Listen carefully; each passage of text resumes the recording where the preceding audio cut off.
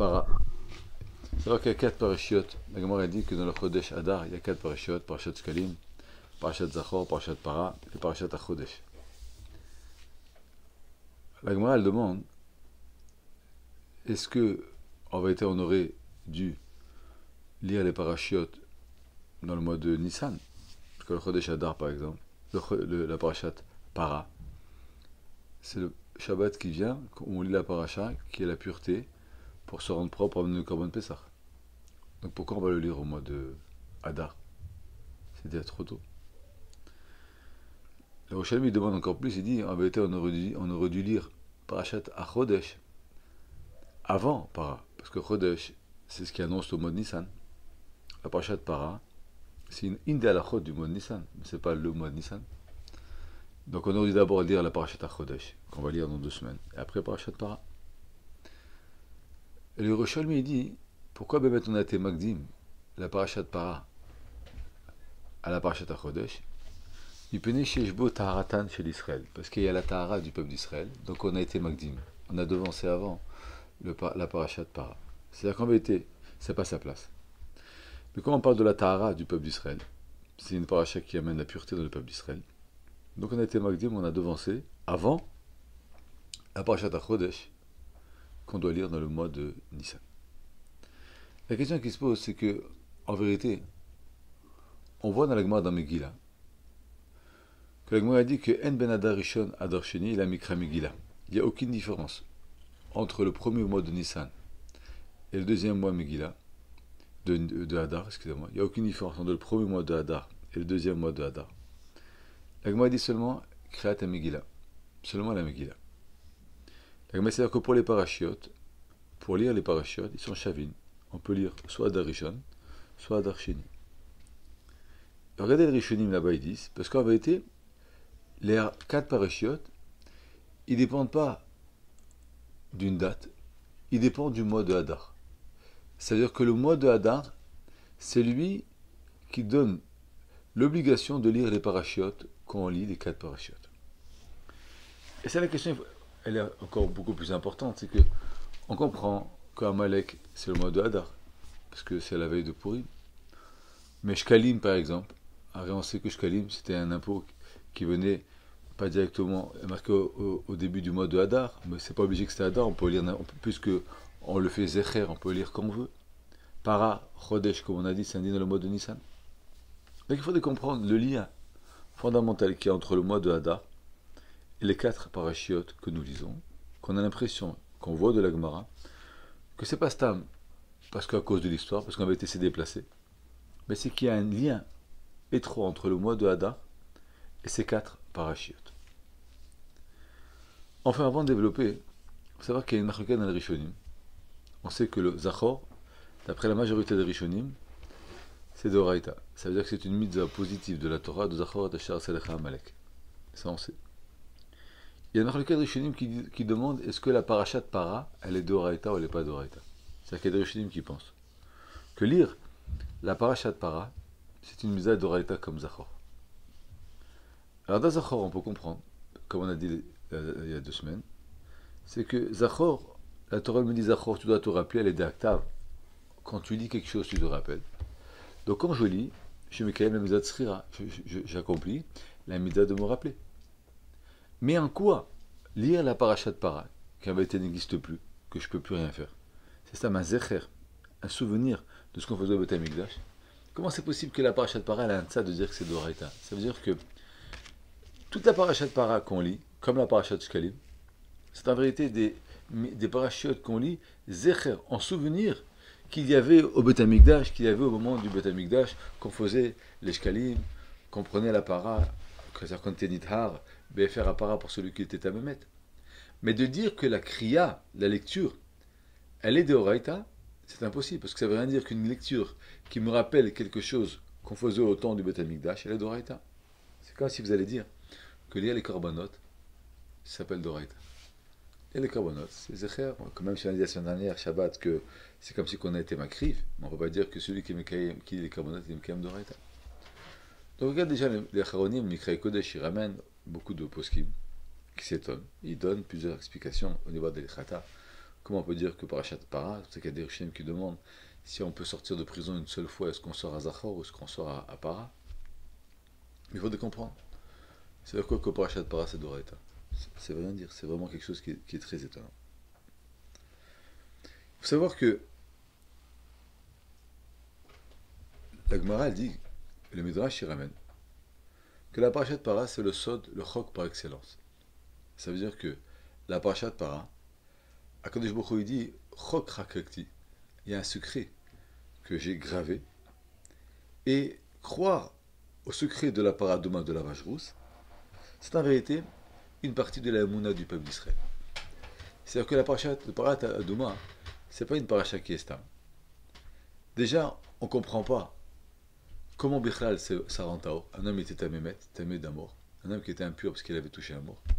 Il allait au Beth Amikdash. On prenait une vache rousse qu'on brûlait entièrement, on la brûlait entièrement.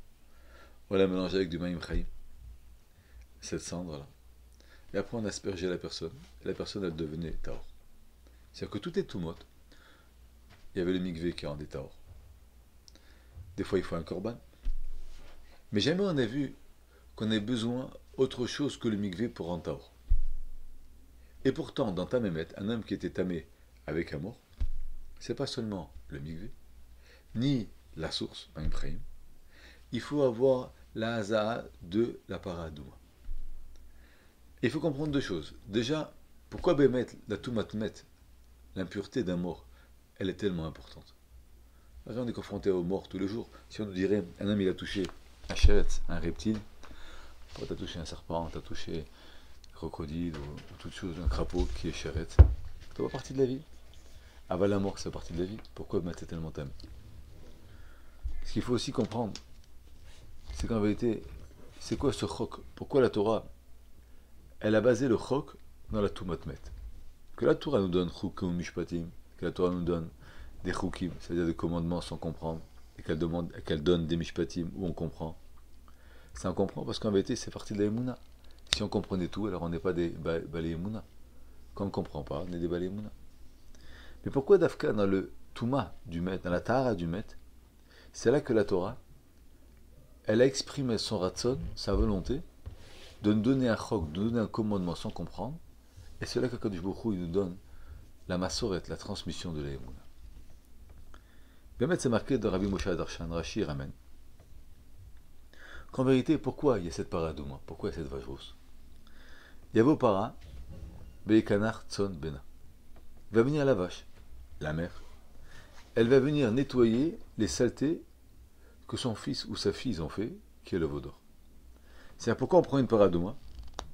Parce qu'en vérité, comme Ben Israël ont fait une faute dans le veau d'or, et il ne faut pas oublier que le veau d'or, c'est ce qui leur a redonné, malheureusement, la limitation dans la vie. C'est là que ça leur a redonné de nouveau le terme d'un homme qui pouvait mourir. Parce qu'avant le veau d'or, Ben Israël, le Matan Torah, ils ont eu une vie éternelle.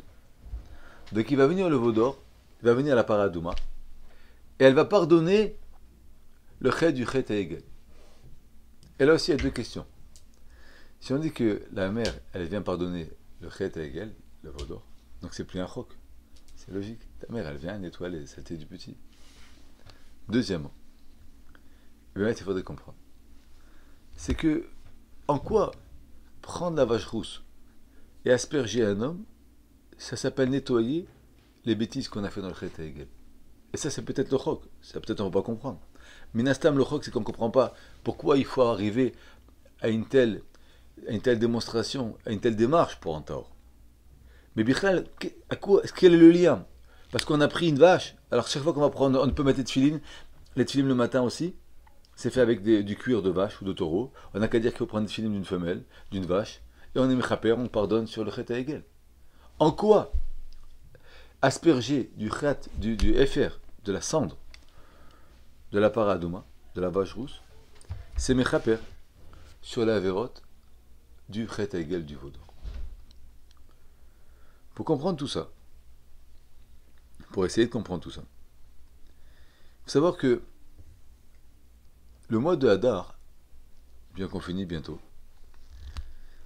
c'est un mois qui est très dangereux. La Gemara a dit que Aman Aracha, pourquoi il a voulu tuer Mordechai dans le mois de Hadar? Parce qu'il a dit c'est le mois où Moshe Rabbeinu il est mort. Ça veut dire quoi?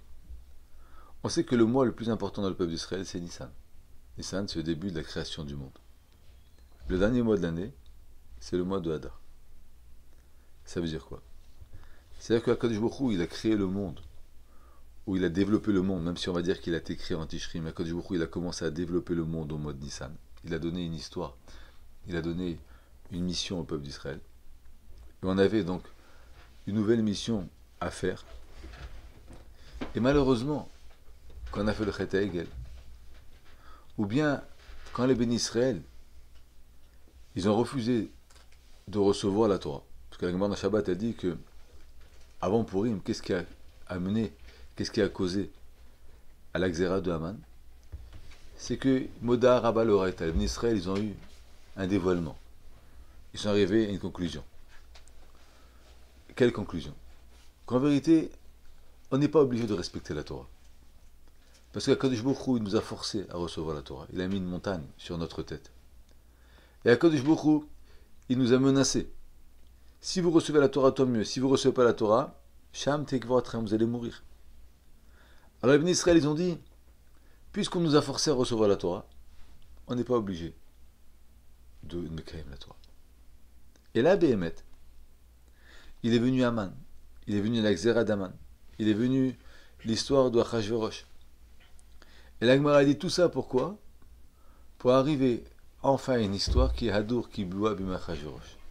Ça veut dire que les bénis Israël, ils ont de nouveau accepté la Torah de leur propre volonté au temps de Achashverosh. Là, l'histoire, elle a repris. Ça veut dire que si les bénis Israël n'avaient pas reçu la Torah, alors Béhémet, la raison pourquoi Akadosh Baruch Hu, il a délivré le peuple d'Israël de Mitzrayim, pourquoi? Parce qu'ils vont aller me servir dans la montagne, ils vont recevoir la Torah. Si on refuse la Kabbalat à Torah, ce n'est pas une option. C'est qu'en vérité, Sham Tekvoratrem. Il n'y a aucune raison qu'Akadosh Baruch Hu nous choisit. C'est-à-dire que la seule raison qui était qu'Akadosh Baruch Hu, il a pris des bénis Israël en Mitzrayim qui était tellement bas, qu'il les a sortis, qu'il a fait tellement d'ici, c'est parce qu'il y avait un projet. Le projet, c'était Kabbalat à Torah.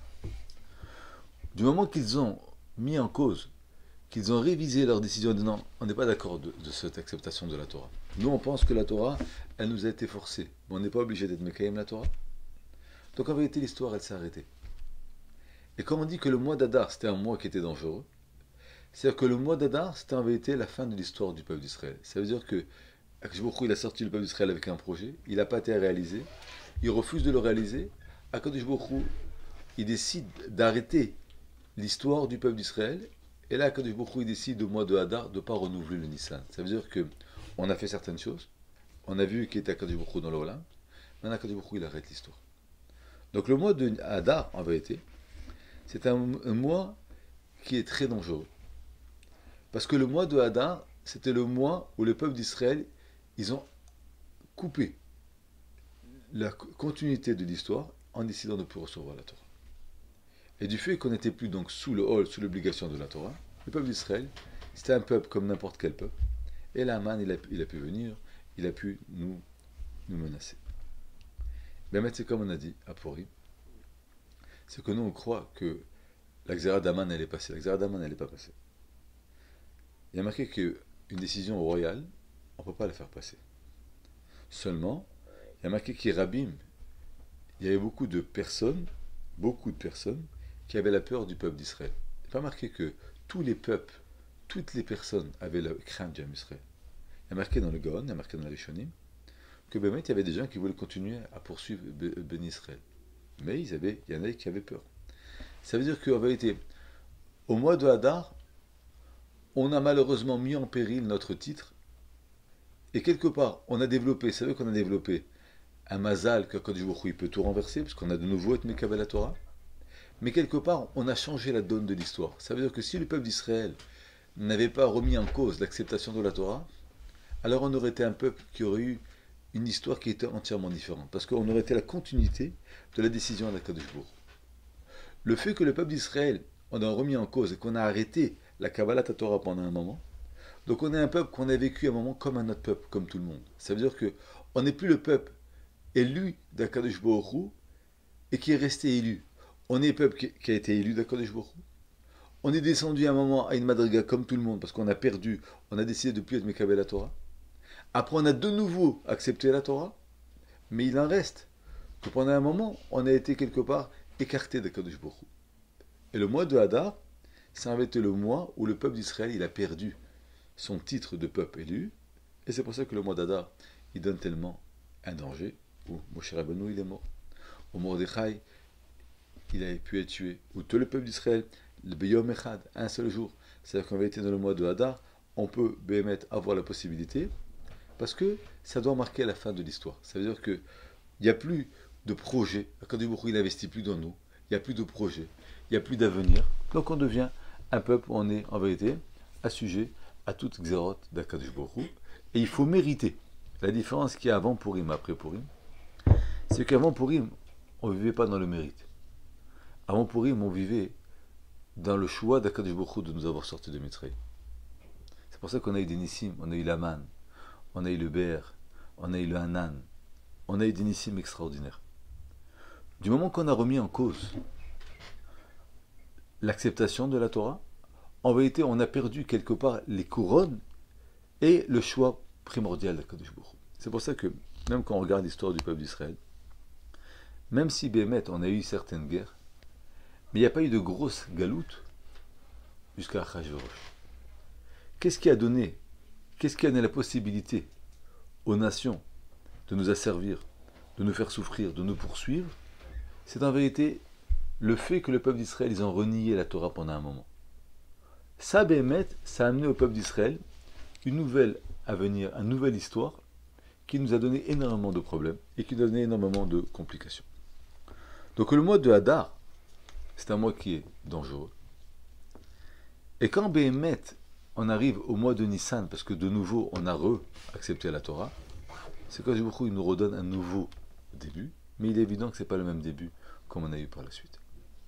Ça veut dire que le mois de Hadar que nous on a maintenant, c'est pas seulement un mois qui est dangereux, parce qu'il est dangereux, c'est qu'on doit prendre dans le mois de Hadar assez de force et trouver les messages adaptés pour pouvoir arriver au mois de Nissan.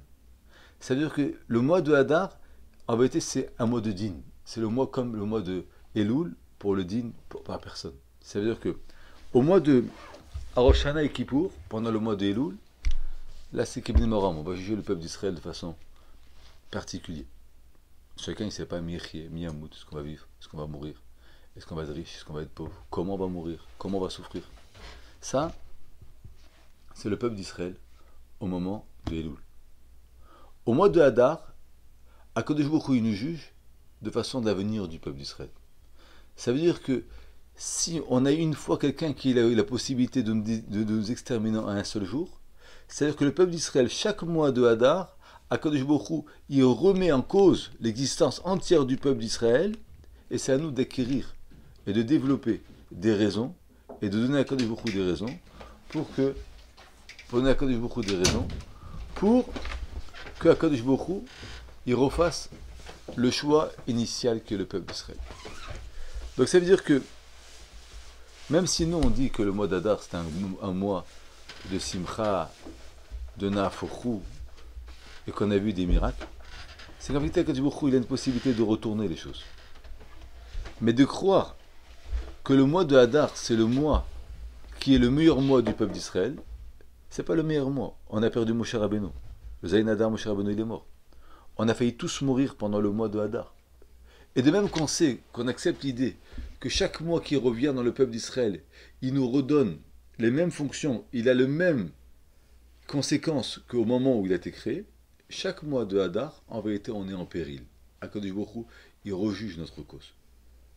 Avant qu'on ait renié la Torah, on était au-dessus de cette décision-là. Maintenant qu'on en a dit non, on ne va pas avec Mekabel la Torah, parce que on nous a forcé. Chaque fois qu'il revient le mois de Hadar, c'est vrai qu'on l'a accepté de nouveau, mais Akadosh Baruch Hu, il est obligé de voir, est-ce que vraiment le peuple d'Israël, ils ont accepté la Torah, donc on va continuer le projet avec le peuple d'Israël, ou bien non. Le peuple d'Israël, en vérité, on va arrêter. C'est ce qu'il a. Aman, il a dit, le mois de Hadar, Moshe Rabbeinu, il est mort. Mais la Gemara a dit, elle ne savait pas que Moshe Rabbeinu, il est né aussi le mois de Hadar. Ça veut dire que le mois de Hadar, c'est en vérité comme on a dit, le 12e mois qui était la fin de l'histoire positive du Ham Israël, et nous on l'a retourné en mois négatif. Parce qu'on a dit, on ne va pas de cette Torah, on a été forcé. Mais le jour où on a accepté la Torah, alors on a repositivé le mois de Hadar, mais il n'en reste que repositivé ou pas repositivé. Le mois de Hadar, il reste un mois qui est dangereux, et un mois où en vérité, il met en péril l'existence du mois de Israël. Il faut savoir que le Gaon de Vilna, il dit quelque chose d'incroyable. Il dit que c'est pour ça que dans le mois de Hadar, donc on va essayer de développer pourquoi il y a ces 4 Shabbatot qu'on a dit Shkalim, Para, Zachor et Achodesh, dans un des autres. Il dit le Gaon de Vilna qui a marqué, on dit dans la Torah, tous les Shabbatot, on dit Enaroch lach Hashem Elokeinu bolam hazeh ve'en zulatcha malkeinu lechayu olam haba efes biltecha goalenu lemot hamoshach ve'en dome lecha mosheenu yetchiat hametim. Enaroch lach Hashem bolam hazeh. Enaroch lach. Il n'y a personne dans ce monde-là qui a les mêmes valeurs d'Akadosh Baruch Hu. Il dit le Gaon, ça c'est Parashat Shkalim. On va essayer de comprendre pourquoi. Ve'en zulatcha malkeinu lechayu olam haba. Il n'y a personne qui te ressemble à Kadosh Baruch Hu. Les Chaye Olam Haba, traduction littéraire, c'est la vie du Olam Haba. C'est-à-dire quoi la vie du Olam Haba? Ça veut dire qu'il n'y a personne qui te ressemble, qui est capable de nous donner et de nous récompenser avec le Olam Haba. Il dit ça, c'est Parashat Zachor. Efes Biltecha. Il n'y a personne devant toi, il y a zéro devant toi. Personne n'existe à part toi. Il dit c'est Parashat Para. Il n'y a personne qui te ressemble de nous délivrer, même de la Triat Hametim, que il va nous ouvrir les kvarot, les tombes, il va nous délivrer. Ça, on peut livrer quelqu'un d'une cellule, et encore on n'arrive pas. Mais délivrer quelqu'un d'un kever, qui c'est qui peut faire ça? Ça c'est Akadosh Baruch Hu. Il dit le Gaon, ça c'est la Parashat HaChodesh. C'est les 4 parashot. Donc je répète, il dit le Gaon, En Aroch Lach, il n'y a personne qui n'arrive à tes valeurs, c'est la Parashat Shkalim. En Zulatra, il n'y a personne qui te ressemble. Ça, c'est la Parashat Zachor. Efes Biltecha, il n'y a personne qui peut exister devant toi. Ça, c'est la Parashat Para. Ben Domelecha, et personne te ressemble qui peut nous amener à nous délivrer même de la mort. Ça, c'est la Parashat HaChodesh. C'est quoi le pshat? Que de ces 4 mots qu'on dit avant Eladon, c'est les 4 parashot. Déjà, on peut comprendre que En Aochlach, il n'y a personne qui a les mêmes valeurs que toi, c'est la Parashat Shkalim. Je vais essayer d'expliquer rapidement parce que je voudrais ce soir qu'on se base, développer surtout la Parashat Para. Vous savez que chaque personne il est composé minimum de Nefesh, Ruach ou Neshama. Nefesh, Ruach et Neshama. Le Nefesh, en vérité, c'est dans l'échelle de la création de l'homme, c'est la chose, c'est la créature que Kadosh Baruch Hu il a créé le plus bas de l'échelle. Ça veut dire que le sang, c'est le nefesh. Ça veut dire quoi que le sang, c'est le nefesh? Ça veut dire que la vie d'un homme, déjà elle-même, de façon brute, elle a en vérité une volonté. Elle a un ratson. Elle a une volonté d'exister. Elle a une volonté, comme on va voir tout à l'heure, de défendre des valeurs. Ça, c'est déjà en vérité un premier sourire, une première inspiration d'Akadosh Baruch Hu qui nous a donné. C'est pour ça qu'il y a marqué que, il y a marqué dans la Gemara que si on vous demande un jour de tuer un autre homme, où on vous tue, la Gemara a dit Maï Chazit Didar, pourquoi ton sang à toi il serait plus rouge que le sang de l'autre? Pourquoi la Gemara dit ton sang? Pourquoi la Gemara ne dit pas pourquoi tu vas tuer toi quelqu'un d'autre? C'est-à-dire que le sang, en vérité, c'est l'expression de l'homme. L'homme, que Baruch il a créé, il lui a donné un nefesh, c'est-à-dire qu'il lui a donné une expression. Une expression, ça veut dire qu'en vérité, il lui a donné une considération des choses qui vont faire de lui le nefesh. Par exemple, la Gemara, elle dit, c'est quoi un enfant? C'est quoi un bébé? La Gemara, elle dit, si on va dans la rue et qu'on voit un bébé qui prend, par exemple, une pierre et il la garde, et il prend un fruit et il le jette. La Gemara dit ça c'est un bébé, on ne peut pas, c'est rien du tout. Par contre, si quand on donne un fruit à un enfant, il garde l'enfant, il garde le fruit. Et quand on lui donne une pierre, il jette la pierre. La Gemara dit cet enfant, c'est déjà un enfant, c'est plus un nourrisson. Ça veut dire quoi? Dès qu'un homme il a les valeurs minimum des choses, alors en vérité il est considéré comme une créature. Quand un homme il n'a pas les valeurs des choses, il est un bébé. Bien sûr que c'est une créature d'Akadosh Baruch Hu, mais on ne peut pas le considérer qu'en vérité il a une expression de quelque chose, qui peut juger quelque chose, qu'on peut compter sur. La Gemara dit par exemple, un parotot, un enfant, des fois il peut faire certains kinyanim, il peut acheter certaines choses, il peut vendre, parce qu'il est conscient, il a la valeur des choses. Si on n'a même pas la valeur du fruit par rapport à la pierre, parce qu'on va dire la pierre elle est plus belle, elle est plus grosse, mais on n'est pas capable de comprendre qu'est-ce que c'est en vérité la valeur d'un fruit, Allah m'a dit, c'est une créature, c'est un enfant, mais il n'est pas un homme qui est capable d'exprimer quelque chose, donc il n'a pas de kiddan. C'est pour ça que... On dit qu'il n'a pas de nefesh Non, il a un nefesh, mais il n'est pas encore développé. Ça veut dire que le nefesh, il existe, c'est sûr qu'il existe, qu'on crée un homme nefesh, ruach ou neshama, mais on va dire qu'il n'est pas encore effectif tant que l'homme il n'a pas la valeur de certaines choses. C'est ça qui a marqué, souvent on dit dans le Tehillim, Ura Kevodi. Ura Kevodi. C'est quoi Ura Kevodi? Kevodi c'est qui? C'est l'homme, on l'appelle Kevodi. Il y a marqué ici dans le Pasuk, Samach Lebi, Baïgel Kevodi. Mon cœur il s'est réjoui et j'ai eu beaucoup de joie. Mon honneur, c'est qui mon honneur? C'est moi.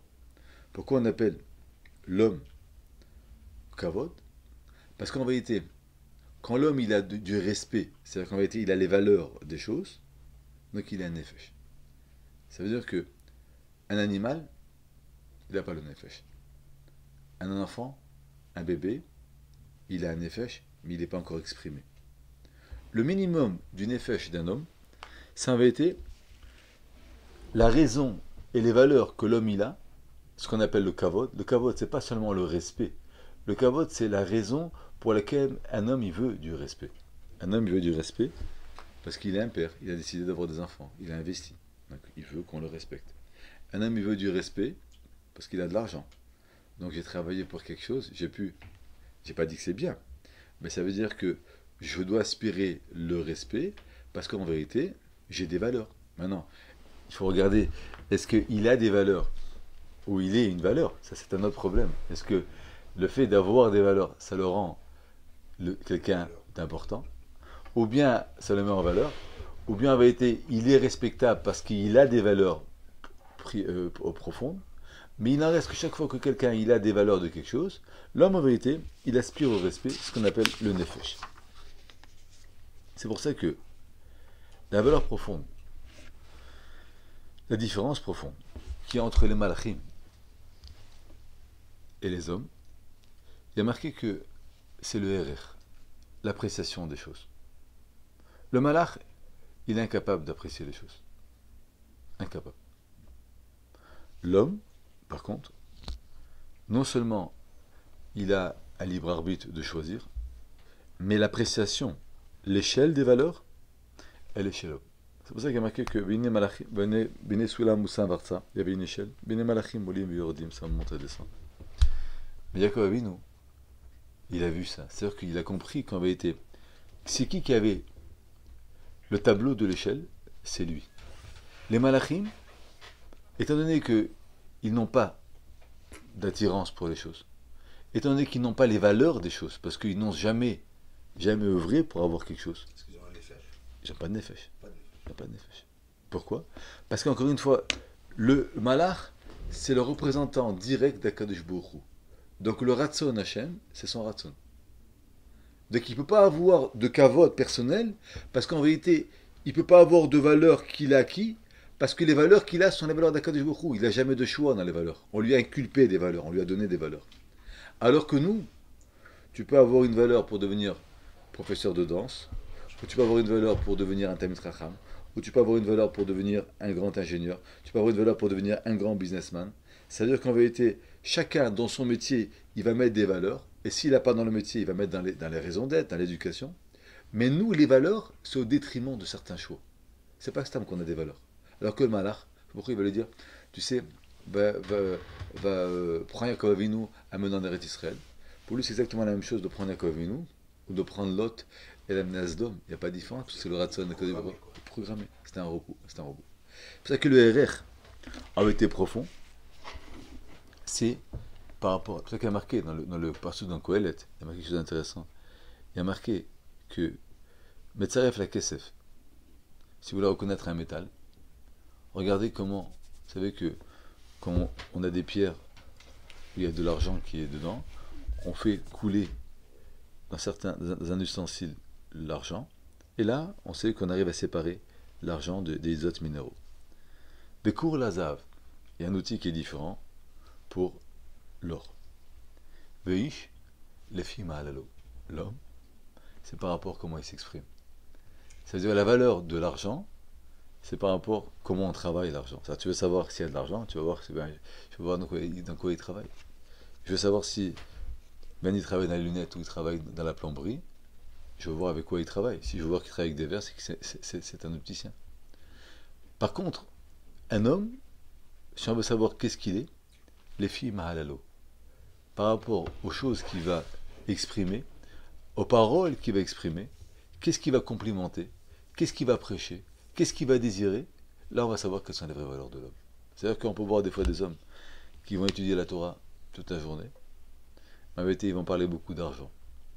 En vérité, même si c'est des grands thèmes de Chachamim, et malheureusement, ils n'ont pas le kavod de la Torah, parce que pour eux, la Torah ils étudient, mais ils vont parler que des bêtises, que des vacances, que de manger. Donc le mahalal, ce qu'ils expriment, il va être très, malheureusement, petit. Ou des fois le contraire. On peut voir des gens qui paraissent très simples, mais qui ont des valeurs tellement profondes, que quand on les exprime, on se rend compte qu'en fait que ce n'est pas des gens qui sont simples. C'est des gens qui sont très très profonds. Oui, les filles mahalalo. Ça veut dire que l'homme, en vérité, il est l'expression que lui il donne sur les choses qu'il va défendre, c'est en vérité pourquoi il est. C'est pour ça qu'il y a marqué que la gematria de Nefesh est égale Kavod. Parce qu'en vérité, l'homme, les choix de l'homme, l'honneur de l'homme, c'est ce qui donne en vérité le Nefesh. Qui tu es, c'est les choix que j'ai faits. Qu'est-ce que je suis, qu'est-ce que je veux, c'est les valeurs que j'ai. C'est-à-dire, qu'est-ce qui va définir une personne? C'est pas le physique, parce que c'est Akadosh Baruch Hu qui va le donner. C'est pas la connaissance, parce que les connaissances, ou je l'utilise, ou je l'utilise pas. Mais en vérité, les valeurs que j'ai, c'est ce qui va donner à l'homme, et c'est ce qui va donner on va dire, le titre à l'homme de vraiment ce qu'il a. Ish les filles ma'alalo. Mais c'est jamais ni la possession qu'un homme il a, ça va être le contraire. C'est ce que l'homme il a.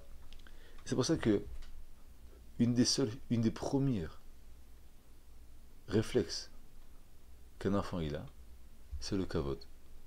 Un enfant, il mange, il dort. Et très très vite, quand il commence à grandir, on crie, il est vexé. On ne le considère pas, il est vexé. Quand on va le rendre propre, on dit tu es sale, c'est pas bien.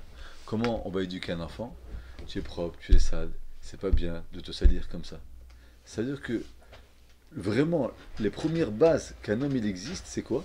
C'est le kavod, c'est l'expression du kavod. C'est-à-dire que si vous voulez tuer un homme, vous voulez enlever son kavod entièrement. Il y a des gens, dans certaines civilisations, dans certaines prisons, ils ont enlevé l'homme, ils l'ont rendu comme un chien. Un homme il meurt très vite. Dès qu'on lui enlève le kavod, un homme il meurt très vite. Il faut savoir que on est confronté de plus en plus de nos jours à des psychopathes qui sont en train de vous raconter toute la journée j'ai fait, je suis. Parce qu'un homme il souffre tellement de ne pas être ce qu'il est. Il y a deux solutions. Ou il se suicide, ou il devient mytho. C'est-à-dire qu'il est en train de vous raconter, il va vous raconter des films, je suis, j'ai fait, et j'ai acheté, et j'ai donné, et c'est moi qui a fait tout ça. Tout ça, ça vient de quoi? Parce qu'en général, c'est des gens qui n'ont pas de valeur. Ils n'ont pas de kavod, ils n'ont pas de nefesh. Donc comment ils ne peuvent pas vivre sans nefesh? Ils ont besoin que l'autre il leur donne le kavod qu'ils n'ont pas. Alors ils sont obligés d'inventer un kavod qu'en vérité qui est médoumé, qui n'existe pas. Mais un homme qui a des vraies valeurs, il n'a pas besoin d'entrer dans le dimion. C'est pour ça qu'en vérité, plus vous allez voir un homme qui invente, plus vous allez voir un homme qui est mytho, c'est qu'en vérité il a un problème d'estime de soi. Mais un homme qui s'apprécie, il n'a pas besoin de rentrer dans la mytho. Il peut vous dire qui il est. Oui, je travaille ça, je travaille honorablement, je nourris ma famille, je vais à la tfila, j'étudie 1 heure par jour, j'écoute un shiur, j'ai fait 2 fois par semaine. C'est-à-dire que ces valeurs, elles lui sont tellement chères qu'il n'a pas besoin de commencer à diminuer et à raconter. Mais il y a des gens que pour vivre, ils sont obligés de raconter toujours le dimion. Parce qu'en fait, le dimion, c'est le kavod qu'ils n'ont pas et qu'ils sont obligés de se donner pour pouvoir exister. Ça, c'est le problème du kavod. Pourquoi je vous dis ça? Pour que vous compreniez combien il est important le kavod. C'est-à-dire que le kavod, c'est pas quelque chose qui est optionnel. Le kavod, c'est en réalité vraiment ce que l'homme il est, la raison d'être, pourquoi un homme il existe. Et si un homme il l'a pas, ben, il va inventer. C'est pour ça que il est marqué dans les Sfarim Akdoshim que qui est marqué Bereshit bara Elokim et Hashamayim et Haaretz. Akadosh Baruch Hu, il a créé Elokim. Il est marqué dans les Sfarim que il y a 32 fois marqué le nom d'Elokim dans la Torah. Elokim dans la création du monde. En vérité, on dit que c'est pourquoi il est marqué 32 fois le nom d'Akadosh Baruch Hu. C'est qu'en vérité, c'est quoi le cœur? C'est quoi le cœur de la création? C'est le kavod d'Akadosh Baruch Hu. C'est le respect et l'honneur qu'un homme il a. Et c'est ça qu'Akadosh Baruch Hu il a mis dans la bria. Ça veut dire que quand il a marqué par exemple Shabbat Baï Nafash, Akadosh Baruch Hu il s'est reposé, on apprend Baï Nafash. Nafash, c'est pas qu'il s'est reposé. Ça veut dire du mot Nefesh. C'est-à-dire que Akadosh Baruch Hu il a créé, il dit le Mertem Idéo. Il est arrivé Shabbat, Baruch Hu il a dit j'ai créé quelque chose. Maintenant il faut bien canaliser ce que j'ai créé pour montrer qui je suis, pour que je puisse exister, pour pouvoir qu'on me respecte. Ça c'est le Shabbat. Il a dit on va tout arrêter. Maintenant, c'est pas comme Shabbat, il se repose. Quand il est fatigué, il n'y a pas de menocha, il n'y a pas de fatigue, c'est Akadosh Baruch Hu. Mais Banaï Nafa, c'est toujours du même mot, Nefesh. Nefesh, c'est-à-dire qu'en vérité, Akadosh Baruch Hu, à travers le Shabbat, il va dévoiler qui il est. On va comprendre que pendant, on voit un chantier qui est en train de se monter, et quand il construit, on voit des poutres, et d'un coup, on réalise ce que l'homme il a créé. C'est exactement pareil pour le monde. Akadosh Baruch Hu, il a créé un monde. On travaille tous. On a énormément d'obligations. Quand ça arrive, le Shabbat, en vérité, c'est là qu'on va avoir les vraies valeurs. C'est-à-dire qu'on travaille pour quoi? Pour pouvoir avoir le Chavot Shabbat Kodesh. Tu travailles pour quoi? Pour avoir une famille. Quand tu as profité de cette famille, c'est le jour du Shabbat. C'est-à-dire que toutes les valeurs qu'on a développées dans la semaine, tout ce qu'on a fait, on va arriver au Shabbat, et c'est là qu'on va les mettre en avant, c'est là qu'on va les mettre et les développer, leur donner le kavod. C'est pour ça que le Shabbat a marqué quand même de respecter sa femme, au sens figuré du mot. C'est quoi respecter? Si tu travailles pour ta famille, donc le Shabbat, tu te dois d'être marié. Si tu travailles pour tes enfants, tu te dois d'avoir une belle table de Shabbat. Si tu travailles pour le Akadosh Baruch Hu, tu te dois de l'honorer en cuisinant des bons plats. Donc Shabbat, Baï Nafash, c'est que le Shabbat, la Gemara dit, c'est le Nefesh d'Akadosh Baruch Hu. C'est le Kavod d'Akadosh Baruch Hu. Donc le Kavod, c'est en vérité l'existence, c'est en vérité on va dire, l'identité et les valeurs de ce qu'est un homme. C'est l'identité et les valeurs d'Akadosh Baruch Hu, s'il y a des valeurs d'Akadosh Baruch Hu, et c'est ce qu'on appelle le Nefesh. Le Nefesh, c'est la même gematria que le shekel. Ça veut dire que gematria de shekel et Nefesh, c'est la même valeur. Pourquoi? Parce que le mot shekel, il dit le Maharal, ça vient du mot mishkal. C'est quoi mishkal? C'est le poids, l'analyse. Ça veut dire que une valeur, elle a une valeur parce que j'ai investi dedans au lieu d'investir ailleurs. Un homme, il va investir dans la pêche, alors qu'un autre homme, il va investir dans sa famille. Il va décider d'avoir un enfant en plus. Un homme, il va investir dans un chalet au nord, alors qu'un homme, il va investir dans la scolarité de ses enfants. Il va payer une scolarité pour les rendre Talmidei Chachamim. Ça veut dire que qu'est-ce qui va nous donner la véritable valeur des choses? C'est l'investissement que j'ai mis. Et l'investissement, c'est toujours au détriment de quelque chose d'autre. Donc c'est qu'il y a eu un mishkal. J'ai posé, j'ai fait un choix, j'ai pensé que c'était beaucoup plus lourd, alors j'ai décidé d'opter pour cette décision, pas pour cette autre décision, ce qu'on appelle le mishkal. Donc le nefesh, c'est la gematria de shekel. C'est quoi shekel? C'est que chaque fois que j'ai eu un choix, j'ai dû peser sur la balance pour faire le bon choix, c'est ce qui m'a donné le kavod. Si un homme il n'a pas de choix, il n'a pas de mishkal, il n'a pas de... C'est comme le malachim, ça vient de soi. Mais chaque fois que j'ai en vérité un conflit, j'ai une dispute intérieure, quoi décider? Et que je décidais d'opter pour ça, c'est qu'en vérité un homme, il a choisi le kavod. Un homme, il travaille toute sa vie, à la fin de sa vie, il va donner son argent à la science. C'est-à-dire qu'il a eu un choix, ou même donner à ses enfants pour faire des bêtises.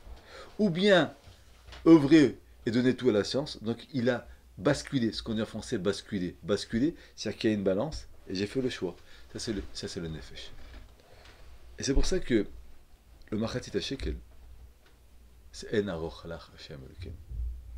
En aroch, erech, c'est les valeurs. Ça veut dire que savoir quelles sont les valeurs d'Akadosh Baruch Hu, en vérité, ça va dépendre du shekel. Ça va dépendre du machatzit shekel. C'est de quel côté je vais faire basculer ma balance.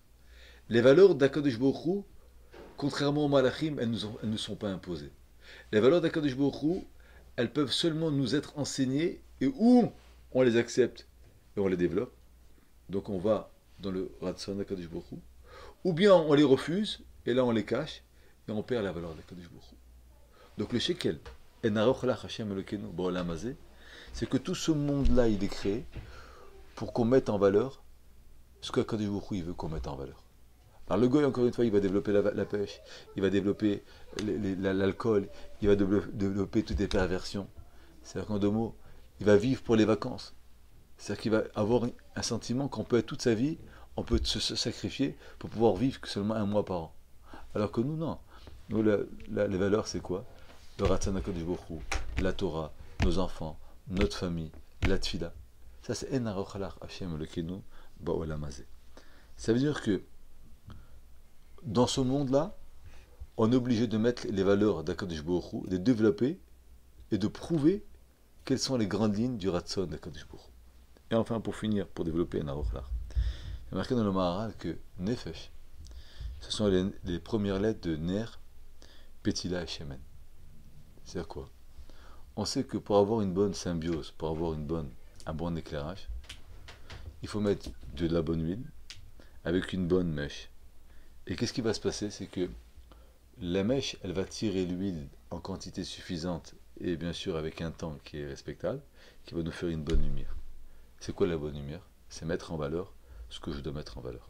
C'est-à-dire que le nefesh, ça avait été une symbiose entre les valeurs que moi j'ai, les valeurs, ce qu'on appelle avait été le shemen qu'Akadosh Baruch Hu m'a donné, avec la volonté d'Akadosh Baruch Hu, qui est la petila, qui est le P, et ensemble ça va faire un nefesh. C'est-à-dire que ça va éclairer, ça va mettre en valeur le ratzon d'Akadosh Baruch Hu. Donc c'est pour ça que comment sortir les forces de l'homme, comment extraire, comment mettre en valeur toutes les valeurs que j'ai pour les mettre au service d'Akadosh Baruch Hu, c'est nefesh. Ner, petila, shemen. Hachem a donné un goy le nefesh? Non, pas un goy nefesh. On va voir après qu'il y a le nefesh à BMI, on parle dans la chassidoute. C'est-à-dire qu'on peut avoir un nefesh qui est bestial, qui est une volonté, qui est aussi un kavod d'être, un kavod de respecter, mais il est très difficile à un goy, sans la Torah, comme on va développer après, de comprendre quel est le kavod d'Akadosh Baruch Hu. Ça veut dire que, par exemple, mon Rav disait toujours qu'il y a une jeune fille qui a fait une bêtise, qui est tombée enceinte. Pour nous, le kavod, c'est quoi chez les humains? De la faire avorter, de lui payer l'avortement. Parce qu'on ne va pas accepter qu'une jeune fille, elle va être enceinte alors qu'elle n'est pas mariée. Alors le kavod Hashem, c'est quoi? C'est que une créature, quoi qu'elle est, tu ne peux pas la toucher. Ça veut dire que la valeur, chez le monde sans Torah, elle va être à la valeur humaine. Et comment tu vas laisser une jeune fille de 15 ans sortir dans la rue avec un ventre? C'est la plus grande honte du monde. Alors que d'après les valeurs de la Torah, le kavod dit le contraire, montrer qu'est-ce que c'est la vie. Que même si elle n'est pas mariée, même si c'est une jeune fille, mais jamais on fera atteinte à un enfant, à un fœtus qui est dans le ventre. Parce que c'est le kavod d'Akadosh Baruch Hu. Il a donné une vie. Qui peut toucher à cette vie? C'est une valeur qui est extraordinaire. Donc la valeur, elle ne peut pas être égale, parce que si on n'a pas la Torah, on peut avoir des valeurs de kavod. On peut avoir des valeurs et une volonté de vie, mais on n'a pas malheureusement les mêmes valeurs pour mettre dans la balance. Qu'est-ce qui nous donne la possibilité de mettre dans la balance? C'est la Torah. C'est ça qui a marqué Ena Ochla Hashem Elokeinu Ba'olam Hazeh. C'est-à-dire que toute la guerre dans ce bas monde, c'est de mettre les valeurs aux choses. Et tout ce que la Torah elle est là, c'est en vérité pour donner les vraies valeurs aux choses. On comprend maintenant pourquoi la Torah elle fait tellement attention au kavod Talmidei Chachamim, au kavod de la Torah, kavod des parents, kavod des valeurs. Parce qu'en vérité, si un homme il n'a pas la Gemara dit si un homme qui respecte pas la Torah, Talmidei Chachamim, Nevela Yoter Tova Mimenu, même une Sharon, elle est mieux que lui. Parce qu'en vérité, c'est-à-dire qu'il a des valeurs, mais il n'est pas capable de les mettre il n'est pas capable de les utiliser. Donc en vérité, c'est un homme qui n'a pas de valeur. Donc la Torah, comme on était là, Ish Lefima Alalo, où elle va s'exprimer, où on va pouvoir juger la grandeur d'un homme, c'est pas dans les actions, c'est pas dans ce qu'il a, c'est comment un homme il considère les choses. La considération de la chose, elle est beaucoup plus importante que de l'avoir ou de la conception. C'est la considération qui va donner les choses. Donc, en aochlach, Hachem Elokeinu b'olam hazeh, c'est quoi? C'est le nefesh que l'homme il a. C'est ça qu'Amalek a essayé de nous enlever. Alors, Amalek, il a touché dans le deuxième qu'on a dit, qui est Enzulatra Malkenu. Enzulatra. Ça veut dire que, comme on a expliqué, il y a le kavod. Et dans le kavod, ça c'est de façon. Maintenant, il y a les outils. Il y a les éléments pour choisir le vrai kavod. Amalek, il a voulu nous toucher, comme on a dit dans la dernière fois le shiur, qu'il y a d'autres valeurs honorables à part la Torah. Ça veut dire qu'il y a la valeur du moment, il y a l'appréciation de la vie, il y a l'appréciation du plaisir. Enzulatra, qui est la deuxième phrase qu'on dit, c'est le Geber Bechina de Amalek. Ça veut dire qu'on doit comprendre que dans notre vie, c'est pas seulement de mettre en valeur ce que nous on pense, mais c'est aussi d'exclure la pensée d'Amalek et pour pouvoir mettre plus en valeur. Ça veut dire quoi?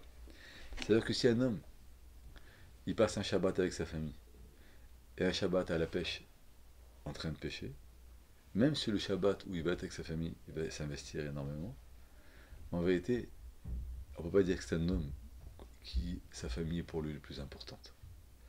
Dans certains choix, l'exclusivité, elle donne la valeur aux choses. Si un homme il n'a pas l'exclusivité du choix, c'est-à-dire qu'en vérité le choix il n'est pas entièrement fait. Une femme, elle aime coup d'échette, elle se marie avec vous, elle est unique pour vous. Pourquoi? Parce que le mariage d'une femme pour un homme, c'est pas seulement qu'elle accepte d'être avec vous, c'est qu'en vérité elle vous donne sa vie, elle donne son corps pour qu'elle puisse porter vos enfants. Donc en vérité, elle est exclusive à vous. Si une femme maintenant elle se partage à d'autres hommes, elle n'est pas votre femme, même si elle vous donne énormément d'amour. Ça veut dire qu'il y a un choix qui s'appelle Zulatra. En parenthèse, la femme on l'appelle Zulat, le copain on l'appelle Zulat, l'autre. En Zulatra, ça veut dire que on nous demande non seulement Erkecha d'avoir de vraies valeurs, et on nous demande un deuxième choix de Zachor et Tachar Salecha Amalek, de comprendre qu'en vérité, il n'y a que le choix d'Akadosh Baruch Hu, il n'y a pas d'autres choix qui peuvent exister. Et ça, c'est. Je ne veux pas trop rentrer dans ça parce que je voudrais développer, comme on a dit tout à l'heure, le. Mais, ce qu'on appelle le Ruach. On a dit qu'il y a le Nefesh, il y a le Ruach. Le Ruach, il dit le God Nevina, c'est intéressant. Le Ruach, c'est le vent. C'est quoi le vent? Le vent, il peut mettre des fois à droite, des fois à gauche. Comme on dit en français, une expression qui dit tout dépend de quel côté vont les vents. Ça veut dire que des fois, il va me donner une sensation que quand j'étudie la Torah, que c'est important. À côté de ça, il va souffler, donc d'un autre côté, il va me donner une sensation que d'autres choses sont beaucoup plus importantes. Le Amalek Enzulatra, c'est qu'on doit comprendre qu'en vérité, il y a un seul sens. Même si on n'est pas toujours à la hauteur d'arriver à ce sens-là. Mais le Ruach qu'un homme il a, il y a le Nefesh, donc un homme il a le Kavod. Le Ruach, c'est qu'en vérité, l'homme, il doit mettre toute sa force de ce qu'il a pour pouvoir faire exister ce Nefesh. Ça veut dire qu'il doit non seulement avoir l'ambition d'avoir du Kavod, mais il doit aussi rendre exclusif certains choix pour que vraiment le Kavod soit important. Ça veut dire que, par exemple, un homme il va dans une société. Si c'est pas exclusif le Kavod, dès qu'il va changer de société, il va aussi changer son lien de Kavod.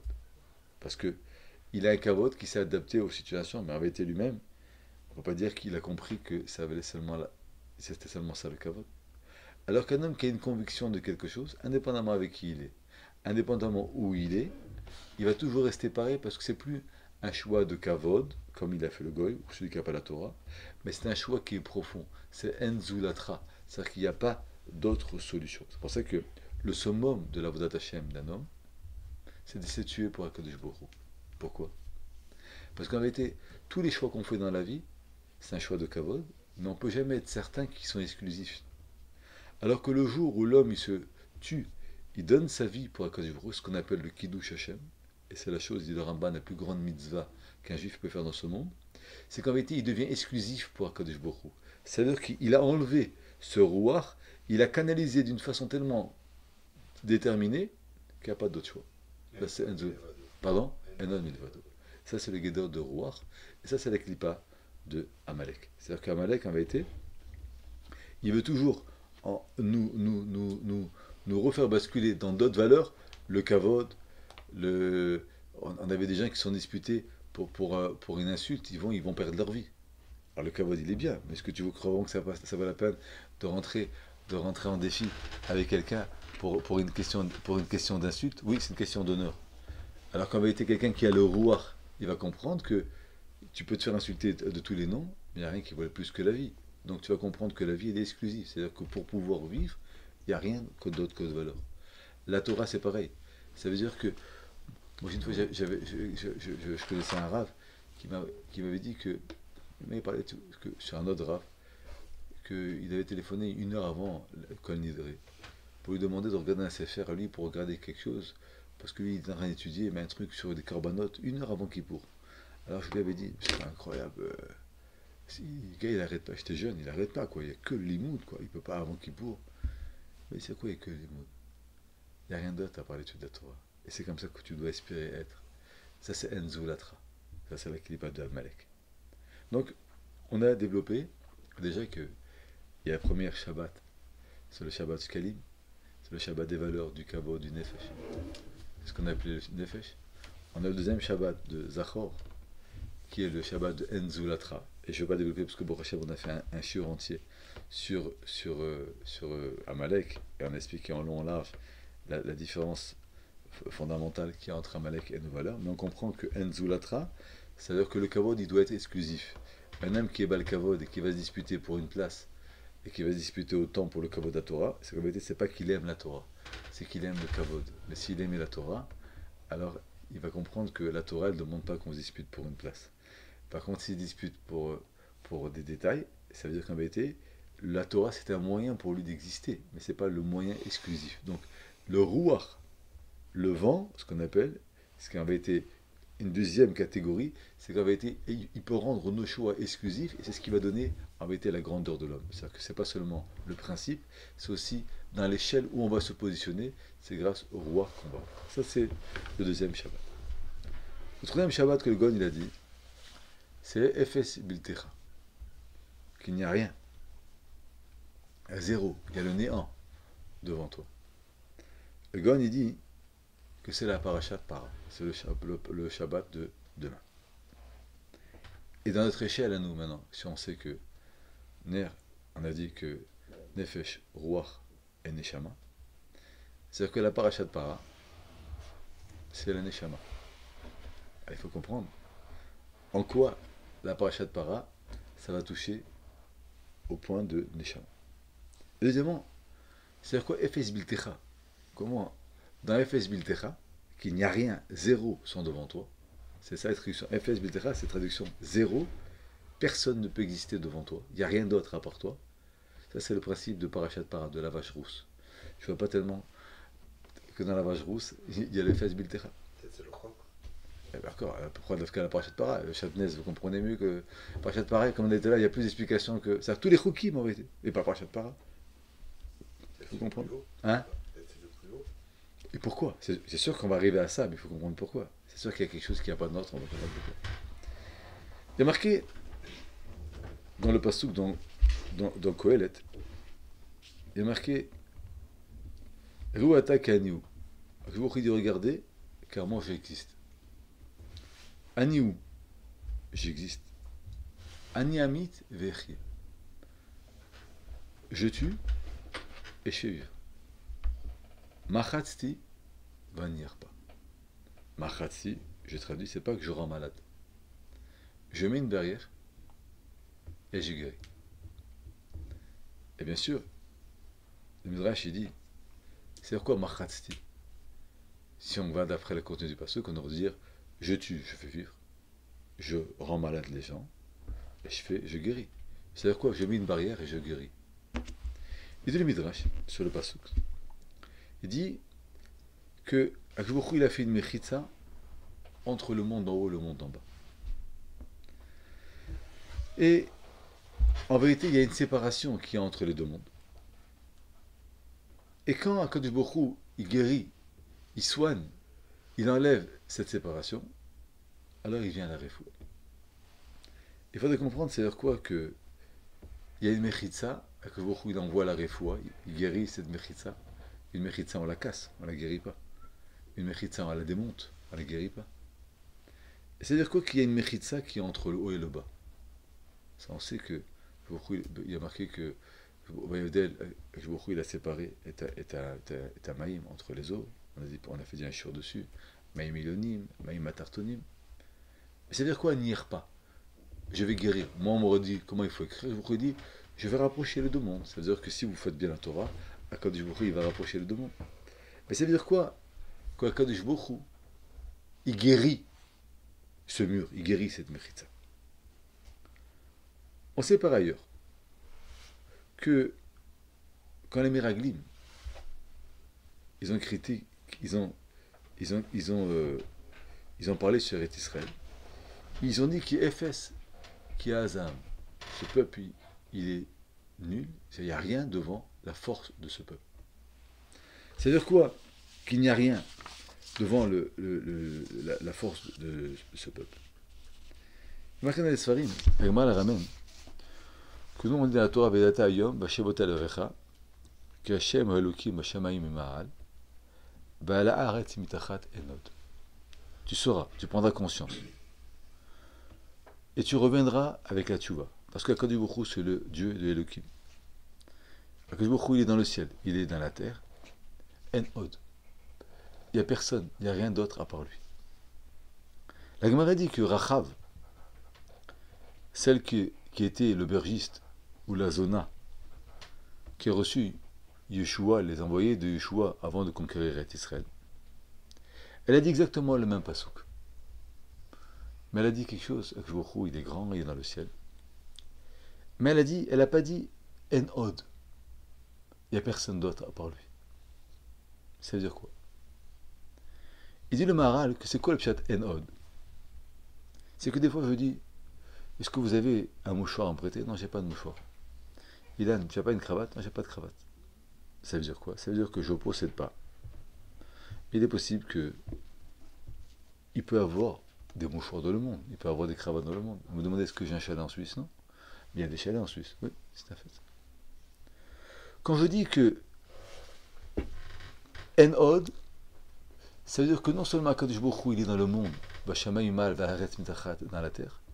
En Od, ça veut dire que, à part Akadosh Baruch Hu, il n'y a aucune place pour autre chose qui n'a pas la présence d'Akadosh Baruch Hu. C'est-à-dire que ce n'est pas seulement qu'on croit, il dit le Maharal, à la présence et à l'existence d'Akadosh Baruch Hu. En Od, c'est une bechina qu'on sait, par exemple, comment on dit Akadosh Baruch Hu, Baruch HaMakom. Pourquoi Baruch HaMakom? La Gemara dit parce que Akadosh Baruch Hu, il est Mekomo Shel toute chose qui existe, c'est parce que Akadosh Baruch Hu lui a donné une place. S'il n'y a pas de place, c'est qu'il n'existe pas. Il ne peut pas y avoir quelque chose qui existe dans ce monde qui n'a pas de place. Donc Akadosh Baruch Hu, il s'appelle le Makom, parce qu'en vérité, Akadosh Baruch Hu, c'est l'existentiel de tout ce qui existe dans le monde. Si Akadosh Baruch Hu ne donne pas un Makom à quelqu'un, il n'y a pas d'existence. Donc quand on dit En Od, qu'il n'y a rien d'autre à part Akadosh Baruch Hu, c'est pas le fait qu'il n'y a rien d'autre à part Akadosh Baruch Hu. C'est qu'Akadosh Baruch Hu, il donne aucune place à quelque chose à part lui. C'est-à-dire qu'il ne peut pas y avoir un autre Dieu, il ne peut pas y avoir un stylo. Le stylo, je dis oui, le stylo, non, le stylo c'est Hachem. Le papier c'est Hachem. C'est-à-dire quoi c'est Hachem? Marlekat Nobal Shem Tov, le Gon de Vilna. Est-ce que Pshat c'est qu'il y a une présence divine dans le stylo? Ou que le stylo il est utilisé dans ce monde pour avoir un ratson d'Akadosh Baruch Hu? Le Baal Shem Tov il semble dire que toute chose qui existe c'est que Baruch Hu il a mis quelque part des nitirtzos de Gusha. Le Gon dit non, c'est pas ça le Pshat. Vous croyez vraiment que dans un stylo que Baruch Hu il va mettre le Pshat il c'est que Akadosh Baruch Hu, tout ce qui crée dans le monde, c'est qu'Akadosh Baruch Hu en vérité, il a une démarche spirituelle à faire avec ça. Ou il a un projet pour cette chose-là. Donc En Od, c'est-à-dire qu'il n'y a rien qui existe dans le monde qui n'a pas ou la présence fictive et présence d'Akadosh Baruch Hu, chez un homme, ou bien, on va rester dans le Gon de Vilna, ou bien qu'il y a un projet qu'Akadosh Baruch Hu veut utiliser ça. Il y a une pierre dans le monde, il y a un caillou, il y a un grain de sable, c'est qu'en vérité, Akadosh Baruch Hu, il a un projet pour cette pierre. Il a un projet pour cette graine de sable. Mais si Akadosh Baruch Hu n'a pas de projet, c'est pas possible qu'il existe. Il ne peut pas y avoir de créature dans le monde s'il n'y a pas de Ratzon Hashem. Donc on comprend qu'il ne peut pas y avoir d'Avodah Zara. Parce que l'Avodah Zara, qu'est-ce qui va la donner? C'est Akadosh Baruch Hu. Donc l'Avodah Zara, elle n'existe pas sans Akadosh Baruch Hu. Donc En Od, c'est-à-dire qu'en vérité, c'est pas que je crois à Akadosh Baruch Hu, c'est En Zulatra. C'est-à-dire qu'il n'y a rien d'autre. C'est-à-dire qu'on va développer le En Kerkecha. Donc on a mis après En Zulatra. Mais c'est pire, c'est pas seulement que le choix il est exclusif, c'est qu'il n'y a pas d'existence sans la présence d'Akadosh Baruch Hu. Ça, c'est la guédère de En-Od. C'est pour ça que Akadosh Baruch Hu, on l'appelle Mekomo Shel Olam. Le moussag fondamental de Tahor, pur, et Tamé, impur. Il y a marqué dans les Sfarim que le mot Tahor, en vérité, la Gemara dit souvent en expression que l'après-midi, c'est Tiahara, Maïcha, dans l'après-midi. C'est-à-dire que le tzaddik et le tête, on les échange.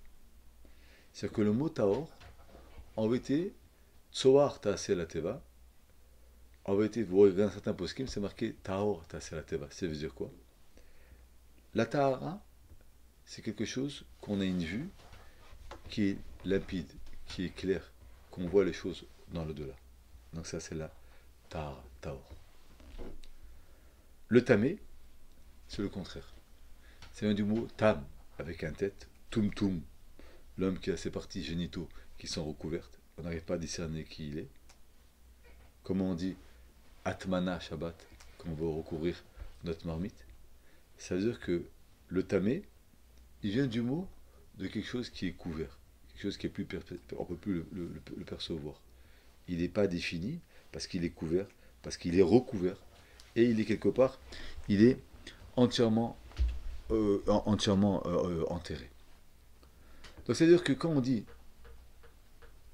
qu'il y a une mechitza et que Kadosh Baruch Hu, il a guéri, c'est pas qu'il y a une mechitza comme nous on croit, qu'il y a un mur et que Kadosh Baruch Hu, il a guéri le mur.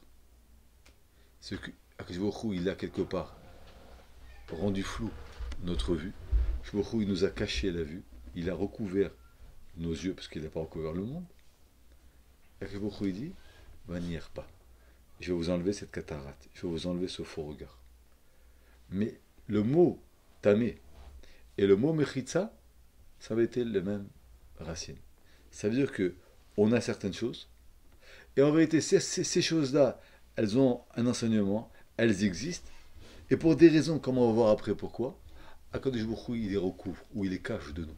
Akadosh Baruch Hu, il les enfouit. Ça, c'est le mot tamé. Ça n'a rien à voir avec l'IPA ou c'est... Non, aucun rapport. Maintenant, la clipa, ce qui est intéressant, c'est intéressant ce que vous demandez, c'est que la clipa, en vérité, c'est le degré qu'un homme, il est enterré. Ça veut dire qu'un homme va faire beaucoup de touma. Au bout d'un moment, il n'est même plus capable de voir Kadosh Baruch Hu, alors qu'il y a un grand S, parce qu'il va demander Idou Hashem, il va prier, il va arriver même à Neila de Yom Kippour, il ne va rien ressentir, parce qu'en vérité, il a plus aucun, il voit rien du tout. Il va voir le plus grand S du monde, il va dire qu'il n'y a pas de Nissim. Alors que, comme on dit dans plusieurs shurim, alors l'homme qui est tzaddik, chaque présence d'Akadosh Baruch Hu, il voit, chaque mouvement d'Akadosh Baruch Hu, il voit, parce que il a donc le kadosh, le taor et le tamé, ça avait été une dérivée de la touma, une dérivée de la kdusha. C'est plus un homme il va être or, plus il va être perspective au message d'Akadosh Baruch Hu, il va voir la présence d'Akadosh Baruch Hu, et plus l'homme il est tamé, cet homme il voit plus rien, parce qu'en vérité il est entouré, il est ligoté, il est en otage de certaines forces qui vont lui enlever la vision de certaines choses. Donc le Navi, par excellence, au Moshe Rabbeinu, que le Chosé qui voyait tout, que la Gemara dit par exemple que tous les Nevi'im du monde, ils ne voyaient pas comme Moshe Rabbeinu. Ils voyaient Aspeka Shena Meira. Ils voyaient des choses mais qui n'étaient pas claires. Moshe Rabbeinu, il voyait très clair les choses. C'est pas que Moshe Rabbeinu avait des meilleures lunettes.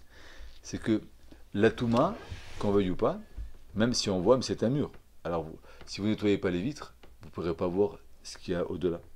Alors que plus l'homme il se travaille, plus en vérité il est capable de voir énormément plus loin. Donc le Navi chez nous, il voyait beaucoup plus que tous les Nevi'im ils voyaient, parce qu'eux ils étaient à Aspeka Shenamira, c'est-à-dire qu'ils voyaient certaines choses qui étaient entièrement couvertes parce qu'ils avaient ce principe de Touma. Donc quand on parle de, quand je vous dis dans le Passouk, j'ai tué, j'ai fait vivre, ça c'est Mita Chaim. Machatzti, j'ai mis une barrière, c'est qu'en vérité, Akadosh Baruch Hu jamais il se sépare de nous. C'est que nous, comme on n'a pas les bonnes lunettes, donc c'est comme le matin, vous réveillez le matin, ceux qui ont des grosses lunettes, ils n'ont pas les lunettes, ils vont chercher leur femme, ils vont chercher leurs chaussures. Les chaussures, ils sont devant eux. Mais comme on ne voit pas, donc en vérité, on est incapable de discerner, de voir ce qu'on a besoin de voir. Dès que Akadosh Baruch Hu donne la refoua, c'est-à-dire qu'en vérité, il guérit ce manque de clarté, alors là, il reprend la vue, il est capable de rediscerner tout ce qu'il a. C'est qu'il y a marqué que Kamcha Mekochaim, Bocha Nireor. Quand il dit, en vérité, il nous donne la source de la vie. Et à ta lumière, à ta grandeur, on voit la lumière. C'est-à-dire qu'en vérité, à Kadosh Baruch Hu, c'est quoi la lumière? La lumière, c'est quelque chose que je vous c'est pas une lumière comme nous on croit. C'est qu'en vérité, plus on a des capacités de voir les choses, plus en vérité on voit. Mais c'est pas un problème de lumière extérieure, ou bien d'ampoule, ou bien de capacité, non. C'est la capacité visuelle, la capacité du discernement que chacun en a de façon différente. C'est ce qu'on appelle le or. C'est pour ça que La Touma, c'est une forme de maladie c'est une maladie spirituelle. spirituelle. C'est ça que la Gemara dit que les Lyonim, dans le ciel, on n'a pas de problème de discernement des choses. Le Malachim, il voyait Kadosh Baruch Hu, Moshe Rabbeinu, il a tout vu. La Gemara dit, par exemple, c'est intéressant, la Gemara dit dans Ktubot, la Gemara dit que celui qui est en haut, il ne peut pas mourir, parce qu'il est toujours attaché à la vie. Parce que, comme il a les bonnes lunettes, donc il n'y a aucune vision qui va s'atténuer. La Gemara dit, par exemple, quand Rabbi il est tombé malade, Elionim, ceux d'en haut, ils demandaient Rabbi. Ceux d'en bas, ils demandaient Rabbi. La Gemara dit que ceux d'en haut, ils ont gagné que Rabbi. C'est-à-dire quoi, Elionim et Tartonim?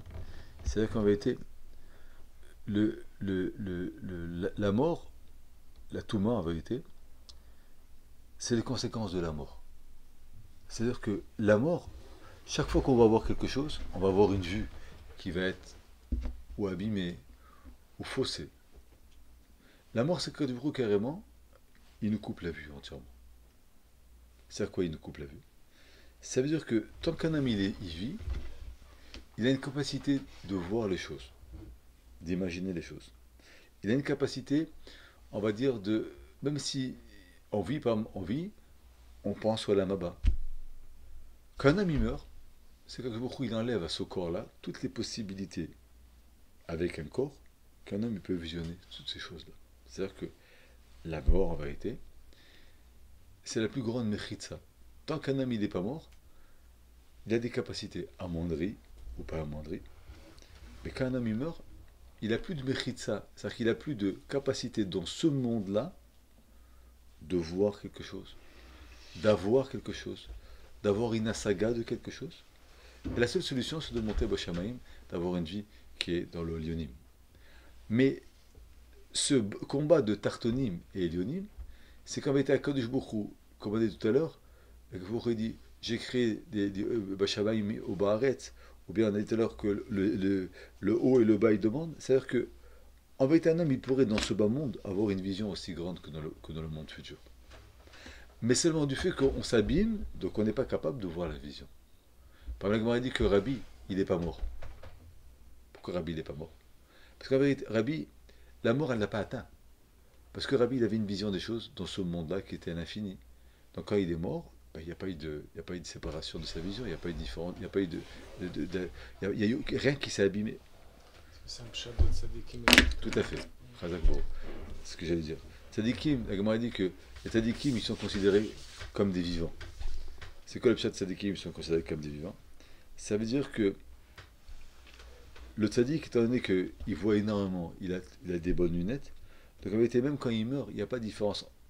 Il voit aussi bien dans ce monde-là qu'il va voir après. Donc en vérité, on devrait dire différemment. On devrait dire que le tzadik, il est considéré comme déjà un homme qui est déjà parti. Donc en vérité, la mort, elle n'atteint pas. Parce que chez nous, la mort, elle nous atteint. Et c'est ce qu'on va voir en vérité, c'est que la mort, c'est pas un problème physique. La mort, c'est une conception qui s'arrête. Le rachat, la Gemara dit, même s'il est vivant, il s'appelle la mort. Pourquoi? Parce que il n'a plus aucune conception. Donc en vérité, il est complètement déconnecté du haut. Donc il est déjà un homme qui est déjà mort. Avant de continuer à développer, il faudrait aussi développer un autre principe. C'est le principe de Adam. Adam. La Gemara Kritout, elle dit, au début de Kritout, elle énumère toutes les fautes qu'un homme il est chayav karet. Il y a des fautes qu'on reçoit malkout, des coups, des fautes qu'on donne un korban, des fautes qu'on est chayav karet. On meurt avant 60 ans, ou bien on meurt sans génération, ou les deux, ou bien on n'a pas de père dans la Maba, marloquet. L'Agma dit, une des interdictions de la Torah, c'est Asar Besheman Atroma. Vous savez, Asar Besheman Mishra, pardon. Celui qui prend de l'huile qui était spécialement pour oindre les Kohanim, pour les nommer, il prend ça, il commence à se faire un massage avec cette huile-là, Chayav Karet. L'Agma dit, Madin, si un homme il a pris cette huile, il y a marqué dans la Torah, il y a marqué Albessar Adam le Yassour. Tout corps humain, tu n'as pas le droit de mettre, de te oindre un homme. Il m'a dit, qu'est-ce qu'elle le dit si un homme il a utilisé cette huile-là pour mettre sur un animal? Il m'a dit, il n'est pas tour, il n'est pas Chayav Karet. Il y a marqué Albessar Adam. Adam, il n'y a pas eu de BMA. Il m'a dit, ce qu'elle le dit si un homme il met sur un goy. Il m'a dit, Atem t'écris Adam, vous appelez des hommes. Mais pas les goyim. Il m'a dit qu'elle le dit si il met sur un mort, juif, un grand Tam Tracham, il lui met de l'huile. Il m'a dit il n'est pas tour. Pourquoi? Il m'a dit parce qu'un vivant il s'appelle Adam. Mais un mort, il ne s'appelle pas Adam. Après il faut comprendre, c'est-à-dire quoi que un vivant il s'appelle Adam, un mort il ne s'appelle pas Adam. Parce qu'un homme il meurt. Alors il perd le titre de Adam. On a ramené plusieurs fois le passage qui dit que Betselem le Kim Baret à Adam. Akadosh Baruch Hu, il a créé l'homme à son Tselem. C'est quoi le pshat? Que à son image, Akadosh Baruch Hu, il a créé l'homme. On sait que l'ignan du Tselem, de l'image d'Akadosh Baruch Hu, c'est un ignan qui est très kabbalistique, mais c'est un ignan qui est aussi marqué dans la halacha. C'est-à-dire qu'il est marqué dans les Sfarim, Mishnah Berurah Ramen, Chaber Ramen, qu'un homme Shon Araba, s'il se promène dans la rue, s'il sait regarder d'une certaine façon, s'il a un nombre qui est parfait, c'est qu'il va finir l'année. Si son nombre elle n'est pas parfaite, par rapport où c'est, ou bien il peut perdre un enfant, ou bien il va perdre un membre, un homme qui n'a pas d'ombre au Shon Araba, c'est qu'un homme il ne va pas finir l'année. C'est ça qui est marqué, dans le Zohar Kadosh est marqué, Sartila Malem, on a enlevé l'ombre d'eux. C'est-à-dire que dès que il enlève l'ombre à l'homme, c'est qu'en vérité, on lui enlève la vie. C'est marqué dans les Sfarim que à travers l'ombre de quelqu'un, on peut savoir énormément de choses. On peut savoir par rapport à l'ombre de quelqu'un si un homme il va mourir rapidement ou pas mourir rapidement. C'est quoi le pshat de. C'est quoi le pshat du tselem? Tselem, le pshat pachout, c'est que ça vient du mot tsel. C'est quoi tsel, l'ombre? C'est qu'il y a un principe que toute chose qui est trop éblouissante, on ne peut pas regarder. Pour pouvoir apprécier, regarder quelque chose à sa juste valeur, il faut ni dans l'obscurité, ni dans une lumière qui est trop forte. L'équilibre de la lumière, c'est ce qu'on appelle le tsel. Ça veut dire que du moment qu'il y a une ombre, où l'homme en vérité, il est capable de créer une ombre, c'est qu'il y a un équilibre de la lumière. C'est ça qu'on dit des fois, Hachem Tzilcha, que il est notre ombre. Il n'est pas notre ombre. C'est-à-dire que tu vas savoir qui c'est Akadosh Baruch Hu, tu ne peux pas savoir. Mais comment toi, tu vas concevoir Akadosh Baruch Hu, alors que Baruch Hu, il existe.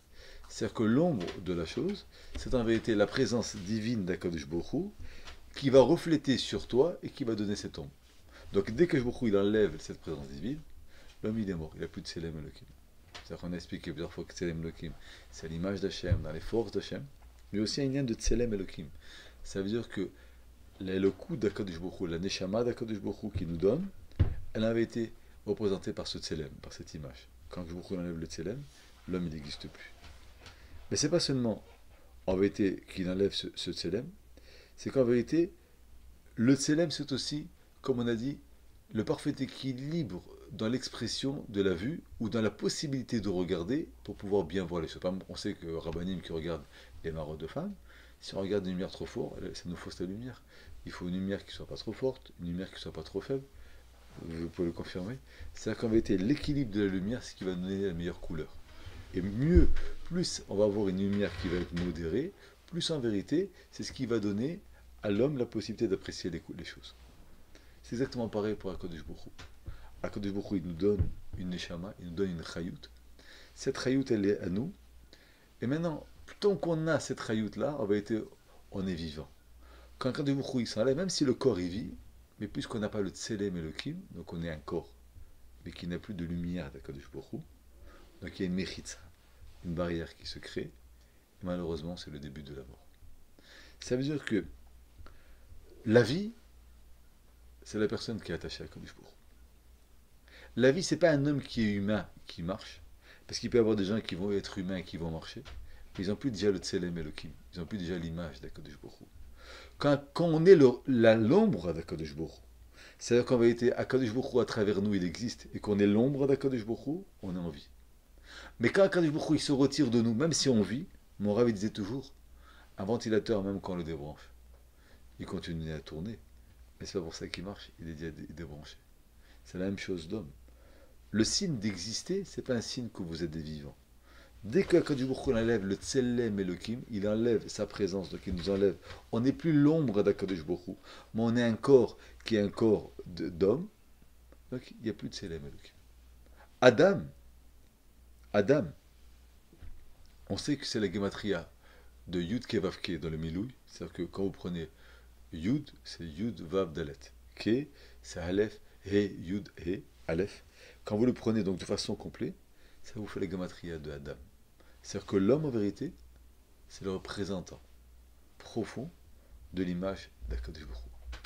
Un mort, étant donné qu'il n'a plus de Tselem Elohim, parce qu'il ne vit plus physiquement et plus spirituellement, donc il ne s'appelle pas Adam.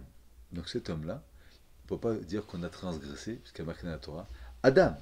Si on a un homme, un mort, il ne s'appelle pas Adam, même si c'est une créature, mais il n'est plus le représentant, il n'est plus l'ombre d'Akadosh Baruch Hu. Akadosh Baruch Hu, il s'est retiré, c'est un morceau de chair, c'est un corps qui est sans vie, et c'est plus l'expression d'Akadosh Baruch Hu. C'est ce qui est marqué dans le passage dans Devarim, Kimi kol basar, asher shama kol elokim chayim, medaber mitoch haesh, kamoni bayechi.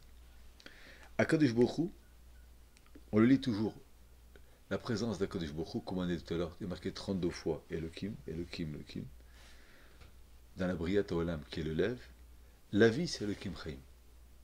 C'est-à-dire que c'est quoi la vie? C'est combien un homme il est attaché à Kadosh Baruch Hu. C'est pas que le pshat qu'Akadosh Baruch Hu il crée un homme vivant et l'homme il vit. Il nous donne une pile que l'homme, c'est pas ça le pshat.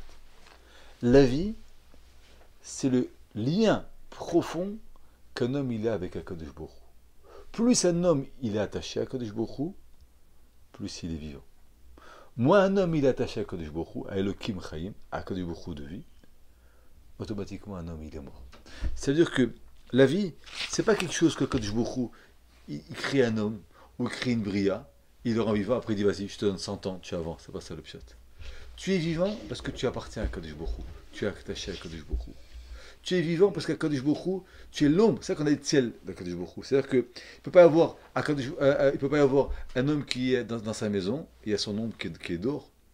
Tant qu'on est lié à Kadosh Baruch Hu, qu'on est son ombre, c'est-à-dire qu'en vérité, on est vivant. Parce qu'on est la suite d'Akadosh Baruch Hu.